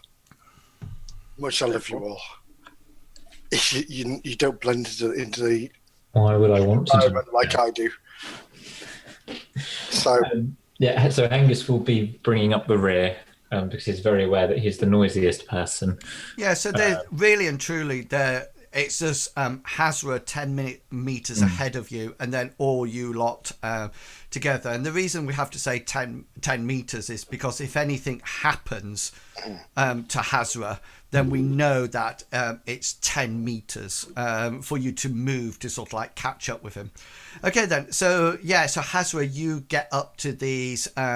You go through the outer wall and the archway, and you go into a small gap. It's only about 2 or 3 meters in depth, and you can see the inner wall. That's a lot. It's made quite well, and it looks quite modern. And there's another archway in here that has a pair of double doors, wooden double doors that are sort of like shut at the moment. So I've now come to the end. Whilst Hazra's gone off and scouting, Gulliver's going to say in quietly to the others, or in a whisper, he's going to say, "I think when we get into the villa, we should see whether or not there's a basement or a cellar and start our search there, because if we're actually looking for the temple itself rather than just a clue, chances are it's going to be underground." Okay, I would have thought so. Or behind, and Hengist will respond also in a hushed tone. And it might be hidden behind a door or trapdoor, even in the basement. So it's not the sort of thing you'd want to advertise. So Hazra, of course, please remember you hear none of this. So you have various options now. You can either go, left or right, or through the actual... The wooden doors. Well, I won't go to sight of the group, so if it's clear, I'll beckon them forward. Can I hear anybody coming? No. No. Nobody's... I'm just putting everybody onto the map. So everybody is now coming up to the door, yeah? Cool. Yes. Could I have Bartleby draw his club after having climbed over the wall and he's on the ground, just in preparation for if things jump out? Yeah, by all means. I will presume that most weapons are drawn. Hang on. Gulliver will have his hands free. And where, if able, he wants to try to move silently and use the wall as cover.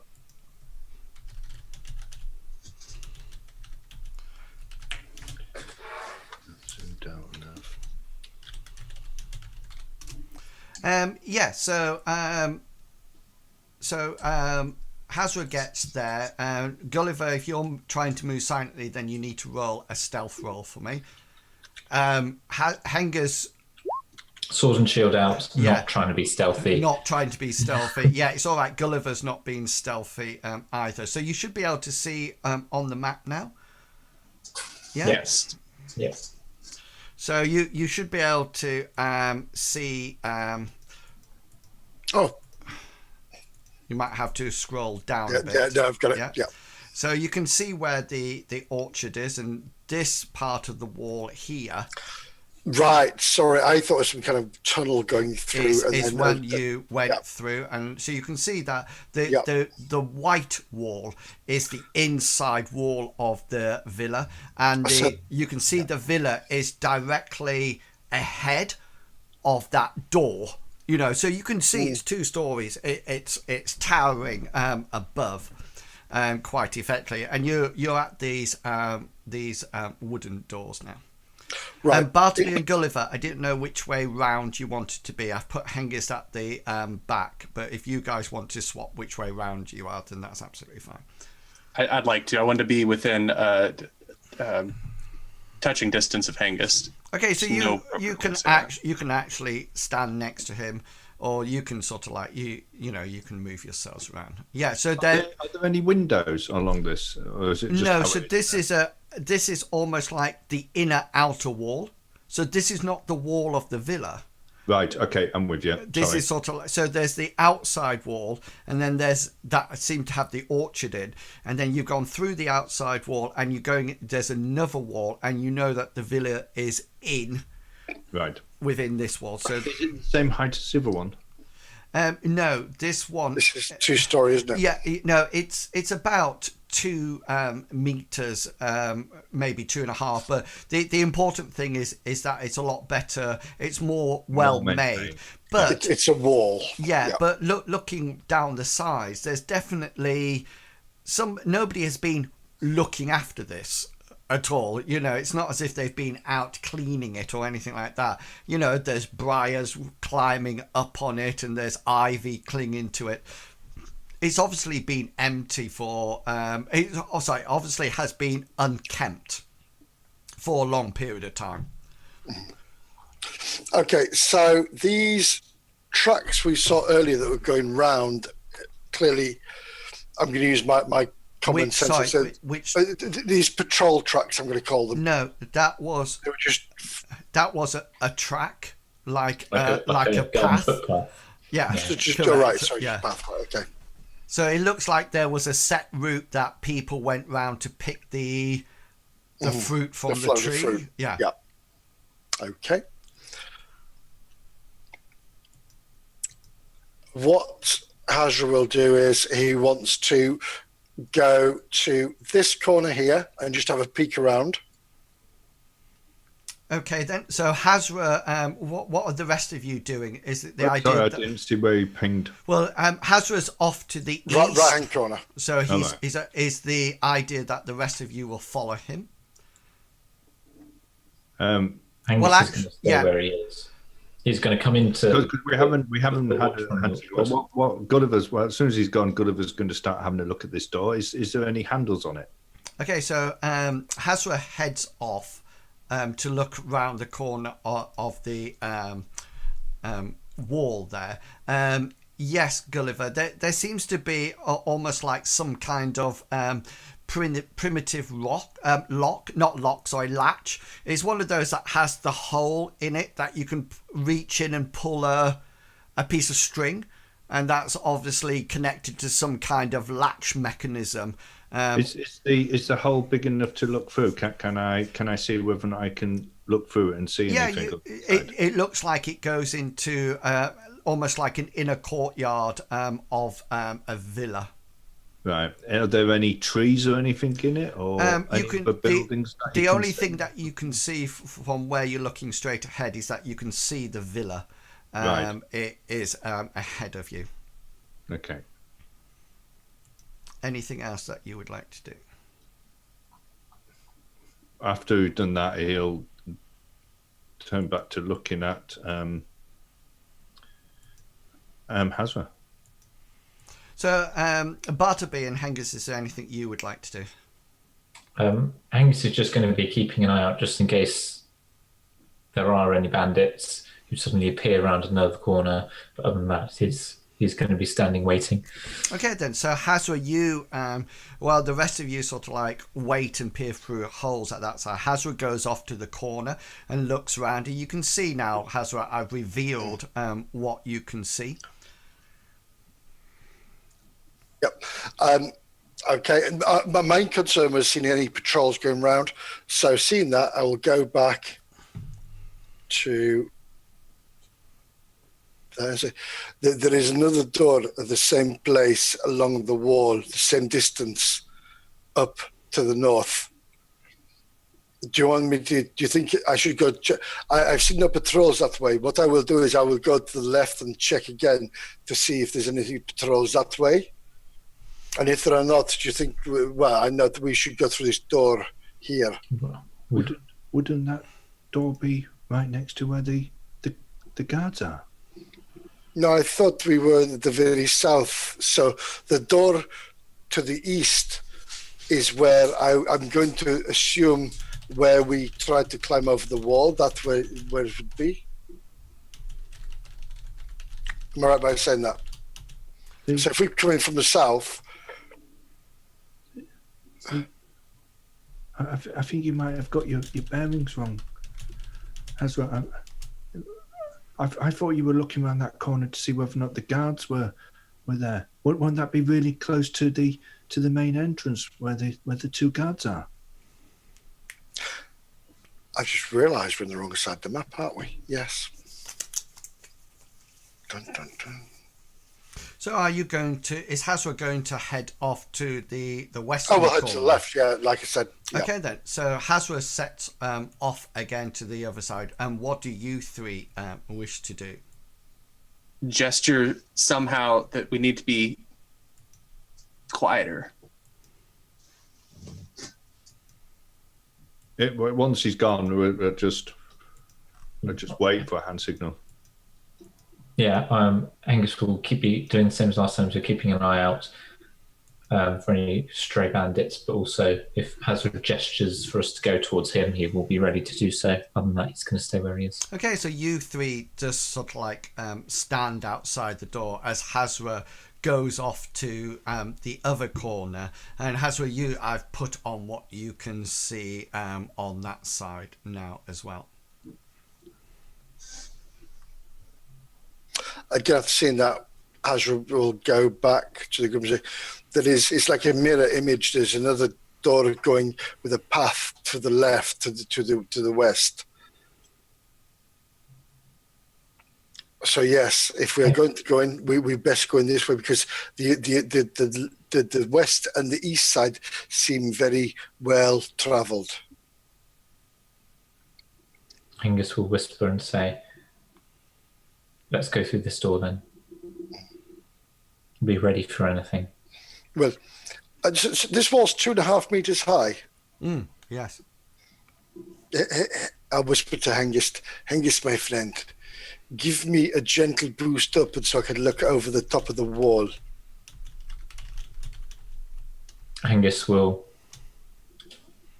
put it carefully, lean his sword against the wall, take his shield off his arm, lean it against the wall, and then make a stirrup motion, ready to give him a boost so Hazra can climb up onto his shoulders so he can peer above the wall.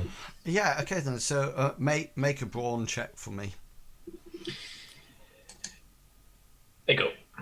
Yeah, and you sort of like heave Hazra up, and Hazra, you get on top of the wall. You can see that there's an inner courtyard as you scan around. There seems to be a number of buildings that are flush against this wall inside. There looks about 4 of them.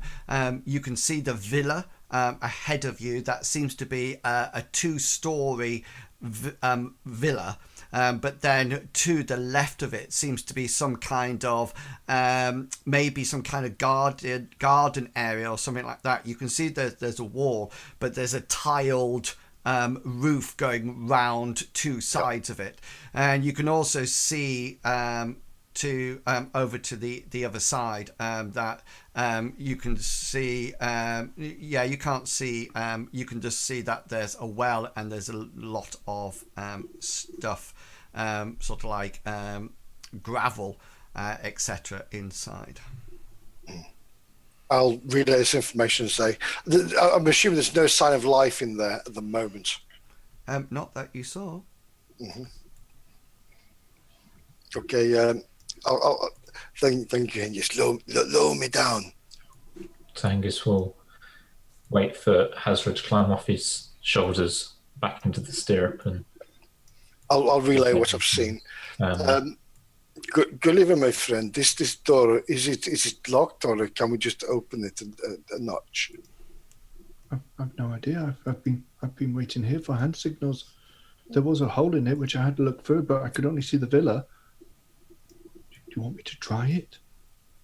If you think you could just open it slightly.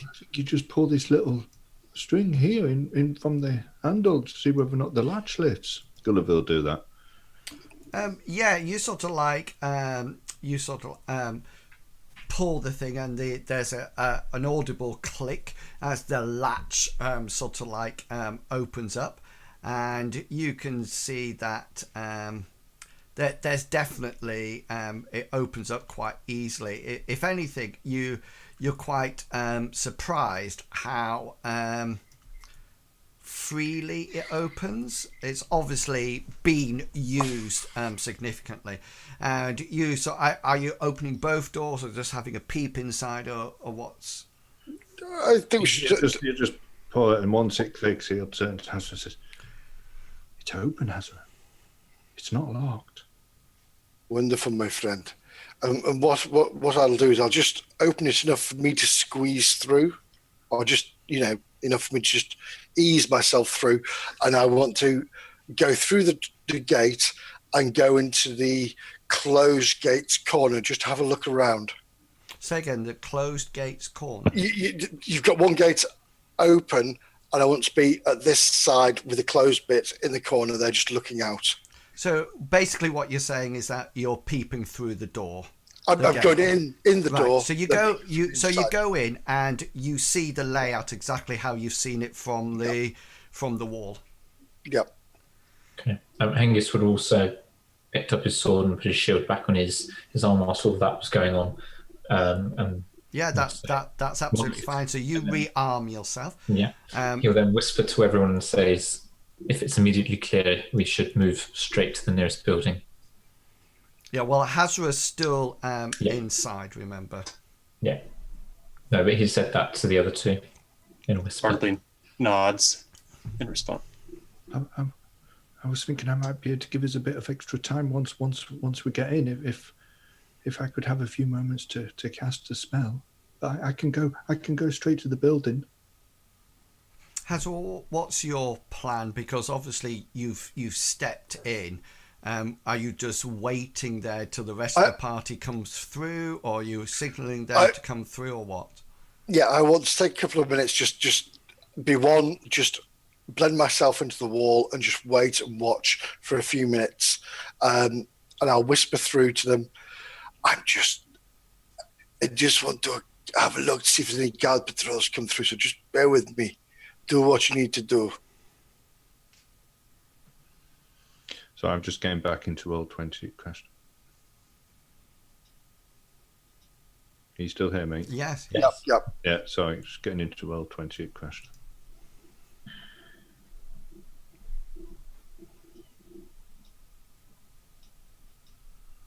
So essentially what I'm doing is I'm hunkering down for a couple of minutes. Yep, I've got just that. Watch I've got out. that. Yep.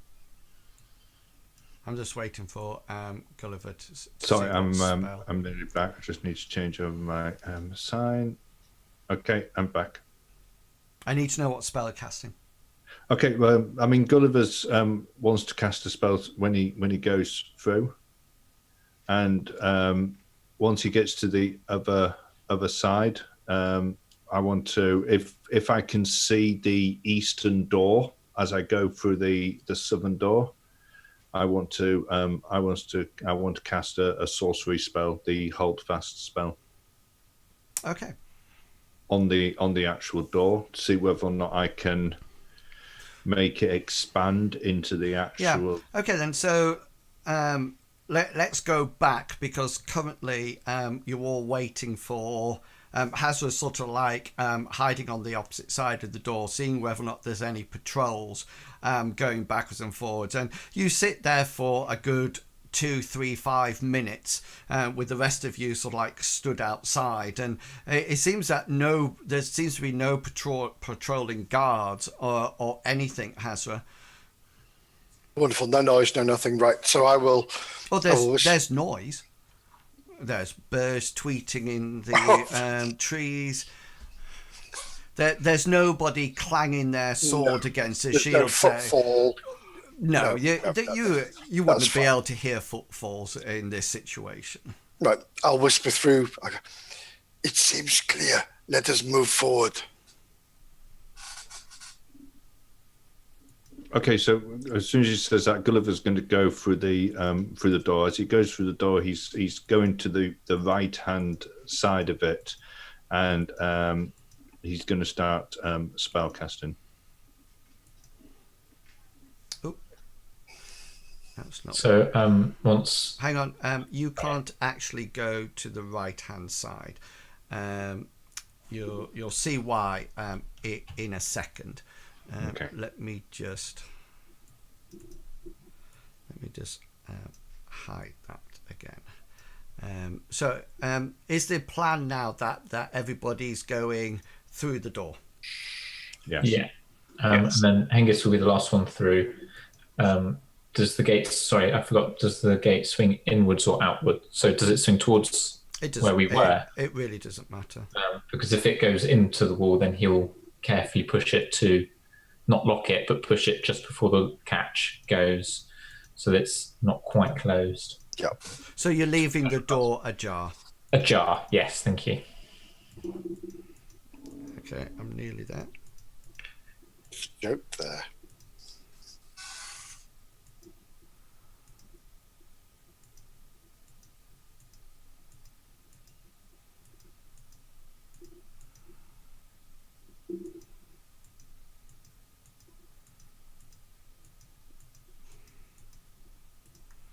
Right, you should be able to see what you can see. So let's move you all in.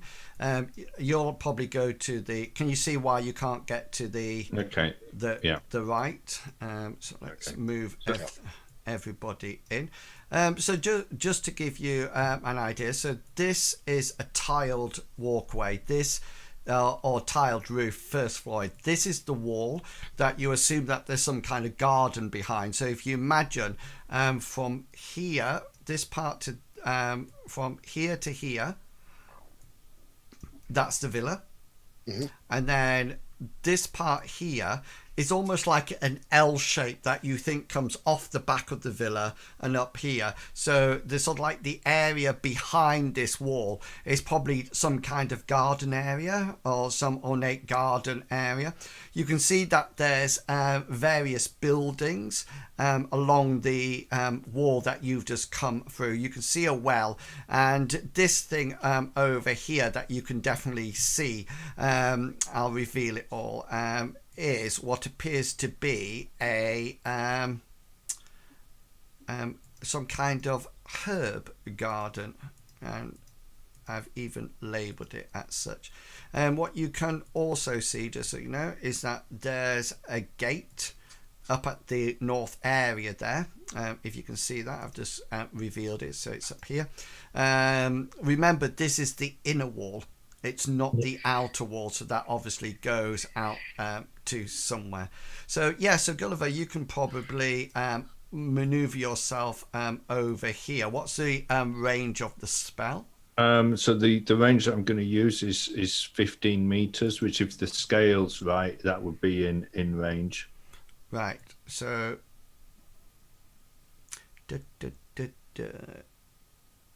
Yeah. Okay. Okay.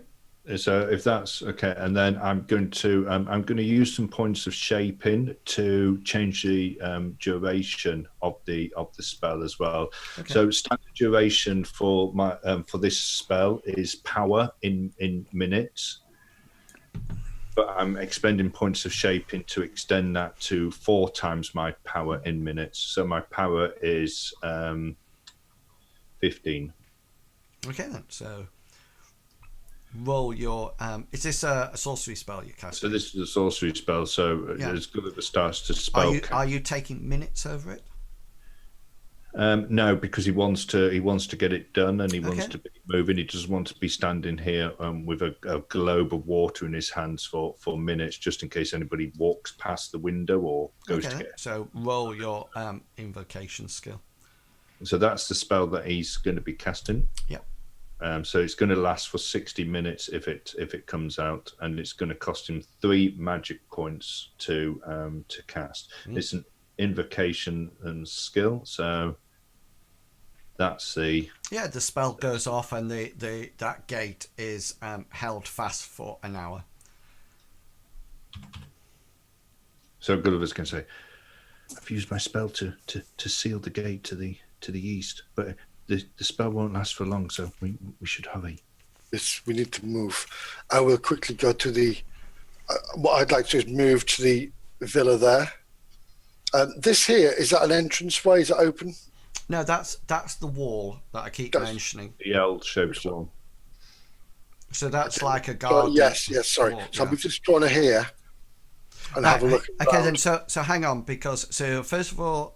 You move up to. I need to know, and I know it sounds. I need to know, Gulliver, Hengist, and Bartleby, whether or not. And I'm quite I'm quite happy to assume that you're doing nothing when Hazra is scouting out, but if there's something that you want to do while he goes out and scouts, then you can tell me so it will happen the same time. So, for example, and Hazra, if you can say to me, right, I'm going up to this part here and then along to this part, then I know roughly how long it's actually going to take. Exactly. Well, that's exactly what we're doing. So let's look around this corner here. Yeah. Okay, then. So, Gulliver, Hengist, and Does this little Bartleby. thing here, is this a doorway? Yeah, it is. Is it actually got a door in it, or is it just? No, it's just an entrance way. Okay, so Gulliver's going to poke his head in there. Okay, then. And have a look to see what's in there. Then. And what about? Hengist will follow Gully, so he's going to give him enough room that if he needs to jump out the way of whatever's in that building, he can. But he's going to be there to give Gully a hand and rush in if needed. Sorry, you want to be close enough so he can jump a out? metre or so behind Gully. Right, So okay, if that's he fine. suddenly needs to go, oh crap, there's a dog coming at me. He doesn't have to stand and have a dog in his face because I'm standing right behind him. You would have to. He would have to move to one side or whatever. So, okay then. So that's And what about you, Bartleby? I guess for the most part, Bartleby is just gonna be sticking close to Hengist, and keeping an eye on Hazra, just being alert. Okay, so Bartleby, Hazra, you move up to there and then over to there, and I'll tell you what happens in a second. So Gulliver, you sort of go to this area feeling both Hengist and Bartleby behind your back, and you sort of peer through the doorway, and it seems to be full of what seems to be like wire baskets, which seem to have some kind of harness attached to them. You figure they'd probably go over the shoulders. There's also a variety of wooden crates in here. They seem to all be empty, but there are some wooden slats that would actually seal them. You can also see that there's various sort of agricultural paraphernalia in here as well: watering cans, buckets, spades, hoes, and things like that. So you go up to the wall first, Hazra. Is there anything that you want to check with the wall? No, basically I want to make sure no windows. If there's any windows, I want to go under them so I'm not visible. I want to be as stealthy as I possibly can. I know what I'm doing in the sense of I want to take my footfall as quiet as it possibly can be. Yeah, so hang on, just roll. You can duck underneath any windows, but obviously Hengist and Bartleby and Gulliver can be seen from those windows in any case. But yeah, just roll your stealth throw. Certainly. Yeah, so you sort of make your way around, sort of tiptoeing or making sure that you don't stand on any twigs or anything like that. And you get to that point, and I've revealed what you can see. So Hazra, don't move your token. Just tell me what you would like to do next. No door visible on that side. I will then. Well, it's quite. I mean, if you watch where the path is. Yeah, obviously I can see the path there, but I can't see a door. That's the problem. No, but obviously that path leads to a door. Oh, right, sorry. Yeah. So what do you wish to do? I wish to go back to here, and then. Oh, sorry, don't move my token. Sorry. I want to go back to this line here, and then quietly go. There seems to be an entrance over here. There seems to be an entrance over here on the east side. Are you saying it loud enough for the party to hear? I presume that's what you're doing. No, common sense would kick in. I would go across and I would whisper to Hengist. So I'd probably move down to here and whisper in Hengist's ear. Okay then, so Hazra starts to move back to the party. Gulliver, is there anything you wish to do with this shed? No, well, once he's looked in it and he's found that there's nothing really of interest to him. He doesn't know what anything is. There's no windows or anything on the next building.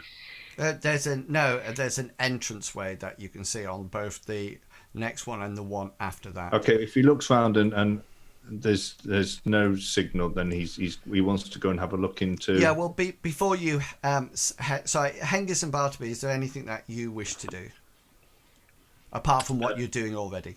Not at this time, apart from what I'm doing already. So you two sort of like just stand there and keep watch or whatever. And Gulliver, just as you're about to move to the next building, you notice that Hazra sort of like is heading back. And so you sort of like wait for him to come back. And then when you're in speaking distance or whispering distance, Hazra, then you can communicate with the party. It looks like a door on the east side. I think we should go there, near the garden of herbs. I think we should probably continue clearing these buildings first, and then we can move on to the main villa. Okay, I'll bow to Hengist's idea, and I will. I'll just have a quick look in them. It won't take long. That's fine. I'll bow to your knowledge. This one's full of baskets. And some type of stick with a curved blade on it. No, not a spear, then. Didn't look like the one that you had. I'll just quickly have a look. It won't take me long. Okay, so you sort of like have a conversation in hushed tones, and then Gulliver is going off to check the other two buildings. And what about the rest of you? What would you like to do? Stay close to Hengist. Yeah. What I would do is I'm going to go back to the corner here while they're checking out the other buildings, and I will wait and watch. Okay. I'm watching north, and I'll be looking again to my west. And so all I need to know, therefore, Hengist, is what you're doing, because Bartleby is just going with you. Hengist will be following up, same as last time with Gully, so he'll be a few meters behind Gully. Right, so Gully support if needed. Okay, then so Hazra goes back to here, and then the rest of you sort of like walk together like an attached threesome. This building that you're in at the moment seems to be storage. There seems to be a whole load of big jars that obviously contain something. What it is, you're not too sure. There seems to be mostly food produce in this one, rather than anything else. But some not of the interested in anything what there is. Yeah, hang on. I haven't finished yet. Could you just make me a commerce roll, please, Gulliver?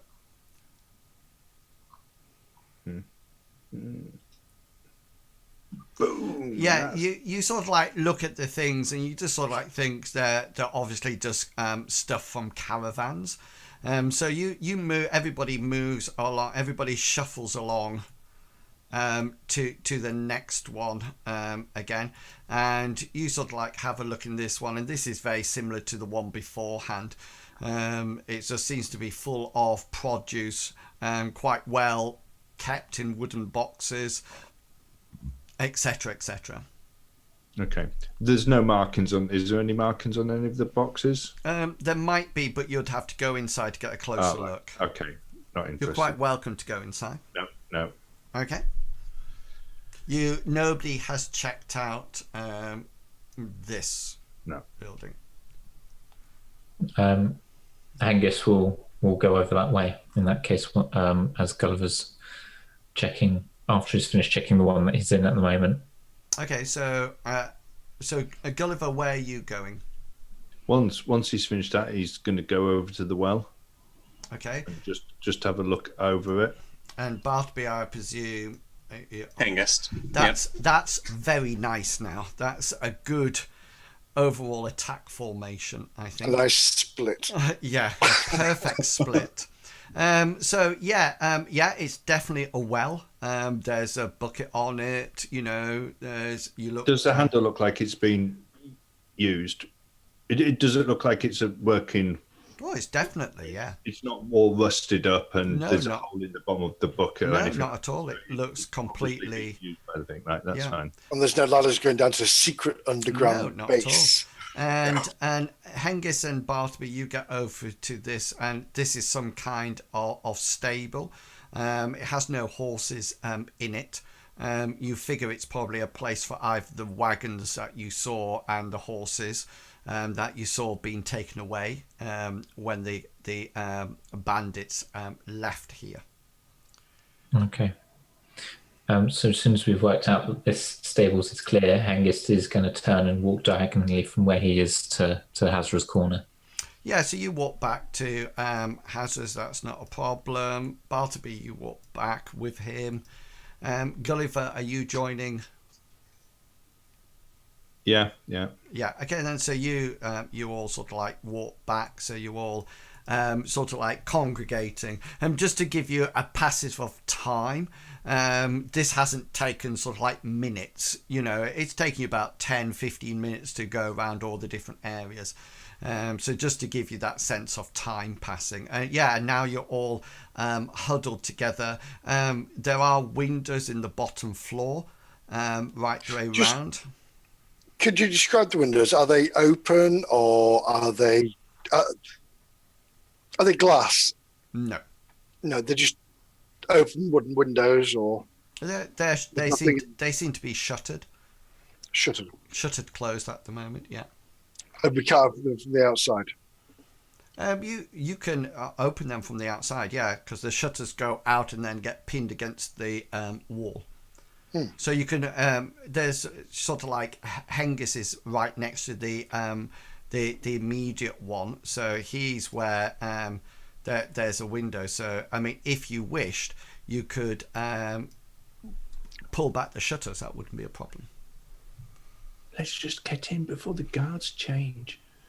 If what Hengist says is right, the other guards are going to be sleeping now because they're going to be on watch. So there's only the two guards at the front. I agree, Gulliver.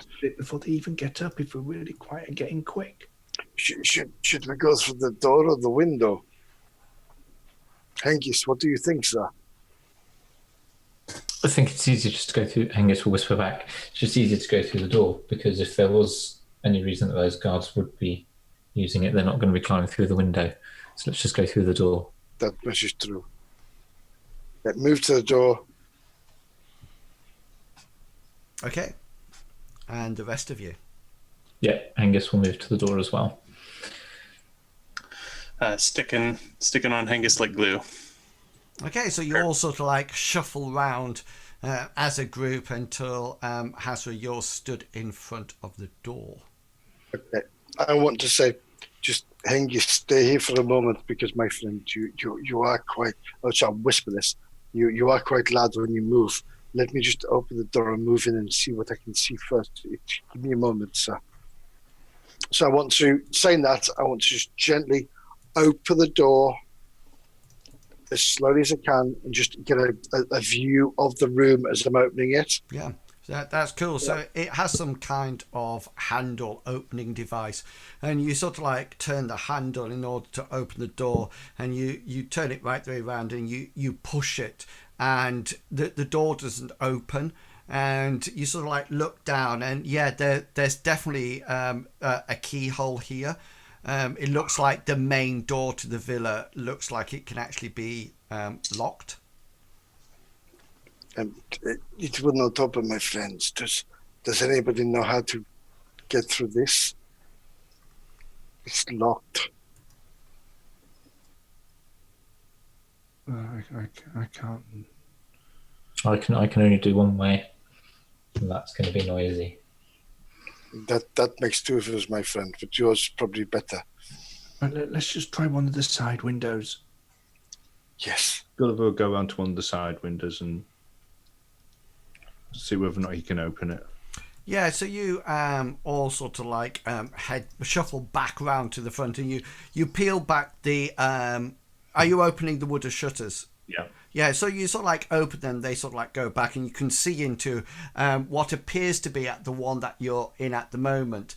It seems to be some kind of storage room beyond the windows, but there are bars up against the window in this little before you can get into this room. They look. They look like, I mean, they could be damaged or maybe try to be broken or bent. Okay, what about the one next to it? What about the window next to it? Right, so this is the one you checked first. Yeah, so this yeah, so this is a cubicle. So you sort of like walk along, and all those 4 down there, you open them, they got bars against. Are you closing them after you, by the way? Yeah, Yeah, I will do. they're sort of like little rooms with a door on the side. They all seem to have they seem to be storage. This doesn't look like produce though. It looks like it's silk or something like that. The only difference one is, I'll just move everybody along here. When you get to this one, the one in front of you, it looks slightly different inside. It seems to be like a quite open, sparse room. There seems to be sort of like this idea of a wooden table in there, and that's about it. But there is a door going towards the garden, if that makes sense.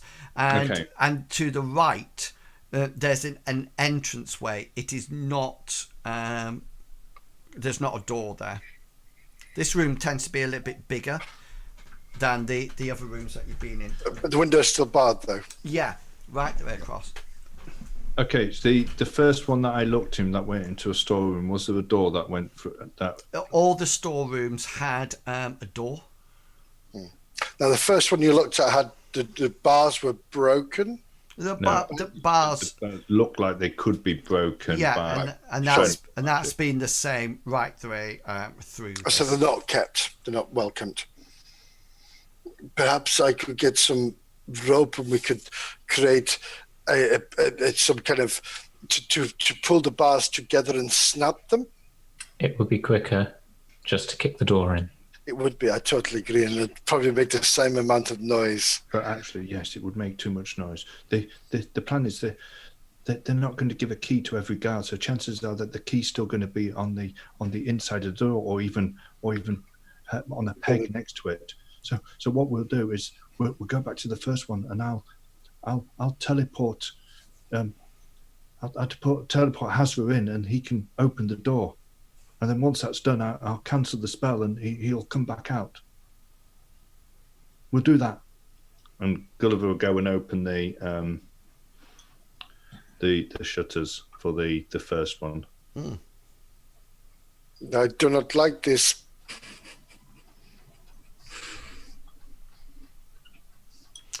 So what spell are you casting? I want to do teleport. And Okay, cool. You can visibly see Hazra shaking. Yeah, it has a resist roll, I think. Willpower, isn't it? No, I think if it's teleportation, I think it's evade. I'll tell you in a second. This isn't it coming off. This is just to give you the yeah, it's evade. Yeah. Hengist will whisper to Hazra and say, Doesn't matter. doesn't matter. Hang on. Let's say it anyway. No, because you need to wait because you have. Sorry. You have a passion I of do. negative effects of spells. I do believe so. So that will actually augment your roll. So Hengist, yeah. Hengist will say to whisper to Hazra and say, Hang on, let's move you over there.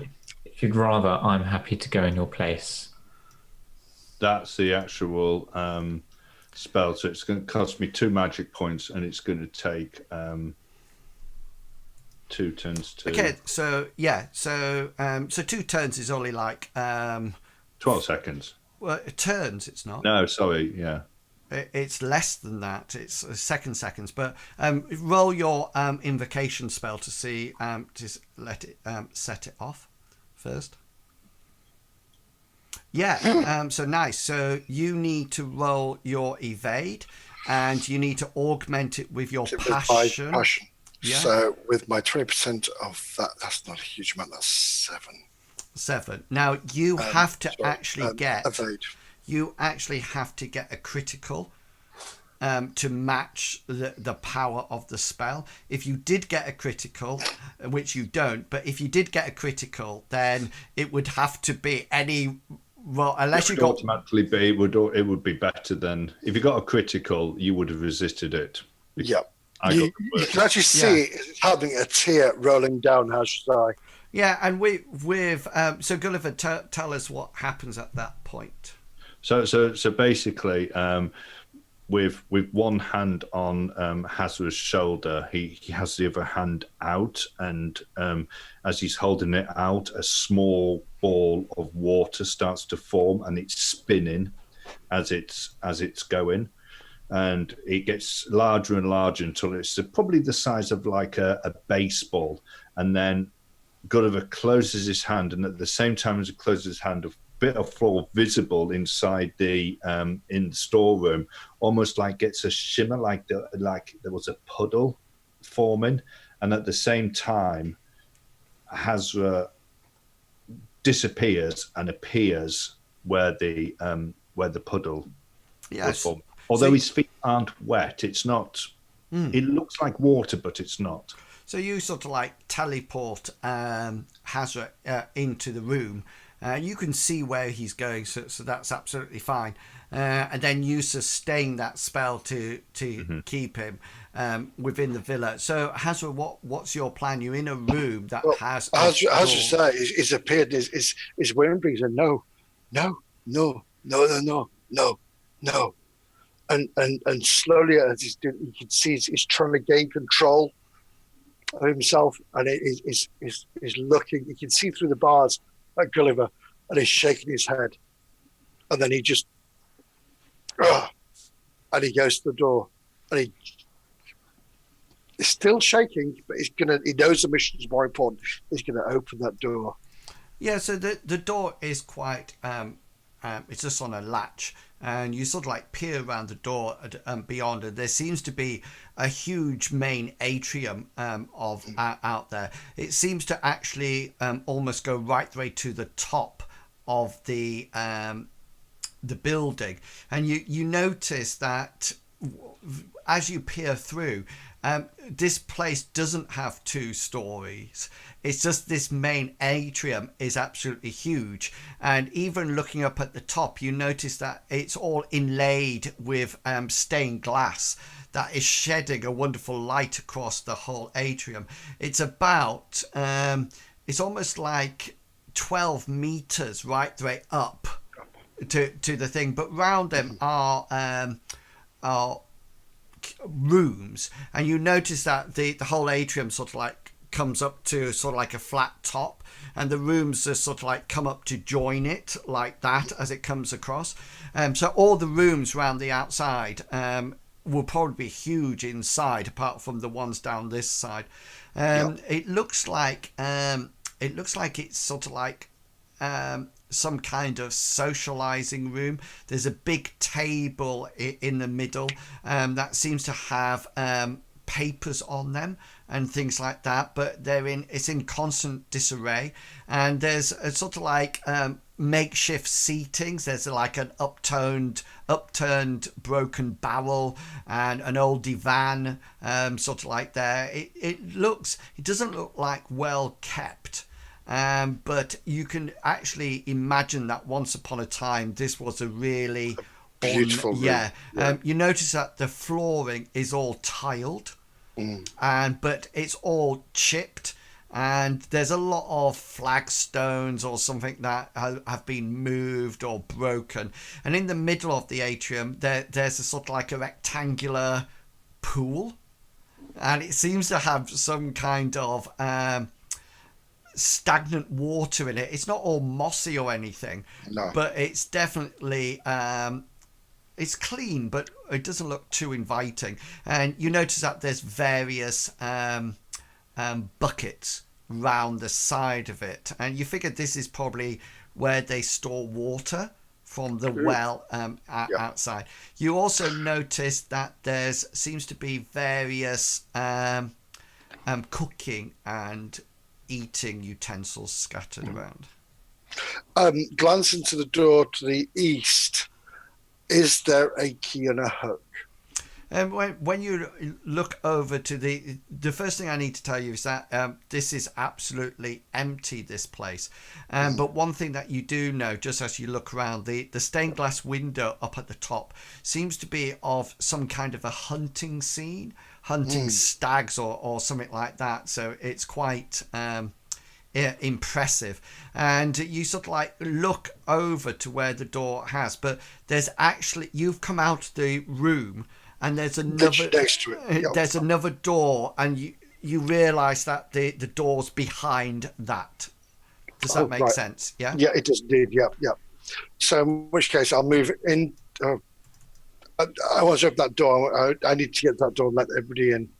Shall we move to the next door? Yeah. Okay then. So you move around, and you hear your feet sort of like clicking on the chipped floor. You sort of like step on something now and then, and just tiles, yeah, broken tiles. Yeah, exactly. And as you move, it brings quite an echo out of it. And just like Gully said, as you turn around the corner, there's a short alleyway, corridor, a hallway that leads to it, and it's not actually hanging up there.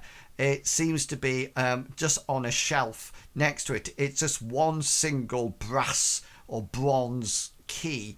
It looks quite heavy and almost like old-fashioned, but it definitely fits the lock. Right. So Azra will grab that, and he will open the door as quietly as he can. Yeah, that turn like that, and he'll whisper around and say, "Open." Assuming it's open. Okay. So I've lost map of you. Say again, sir? I said I've lost the map.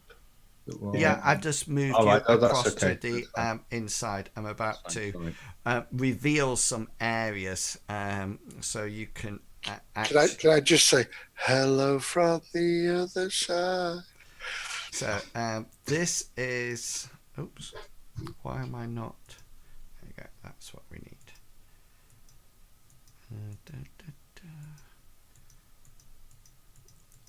I'll show you a little bit more in a second. I just need to reveal. Oh, I'll do that. No.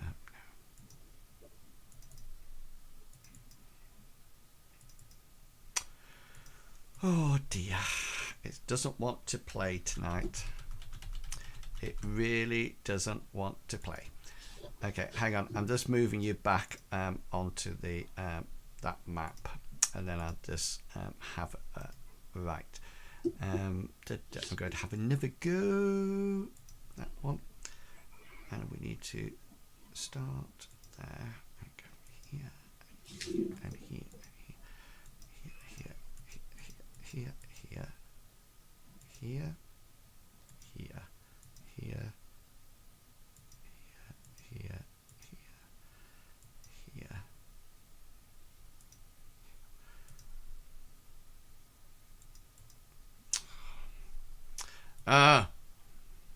it's not letting me reveal the areas I want to reveal.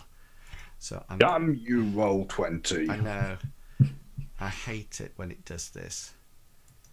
Reveal area. Only Roll20 can save us now.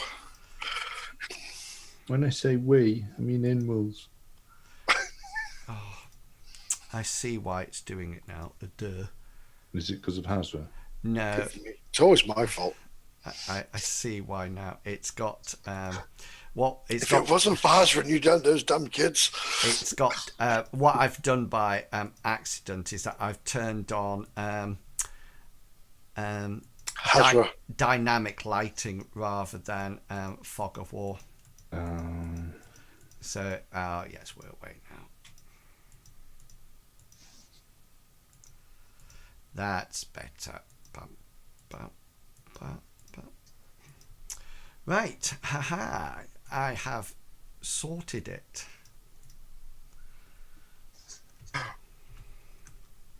And now I can just take your characters from there and pop them. Sorry, pardon me. Here.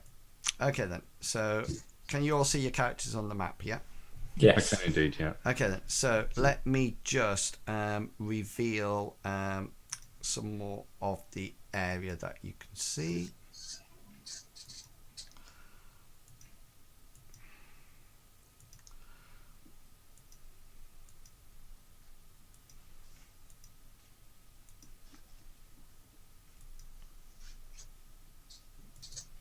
Okay, so you should be able to see that at the moment. Yeah, can you see everything?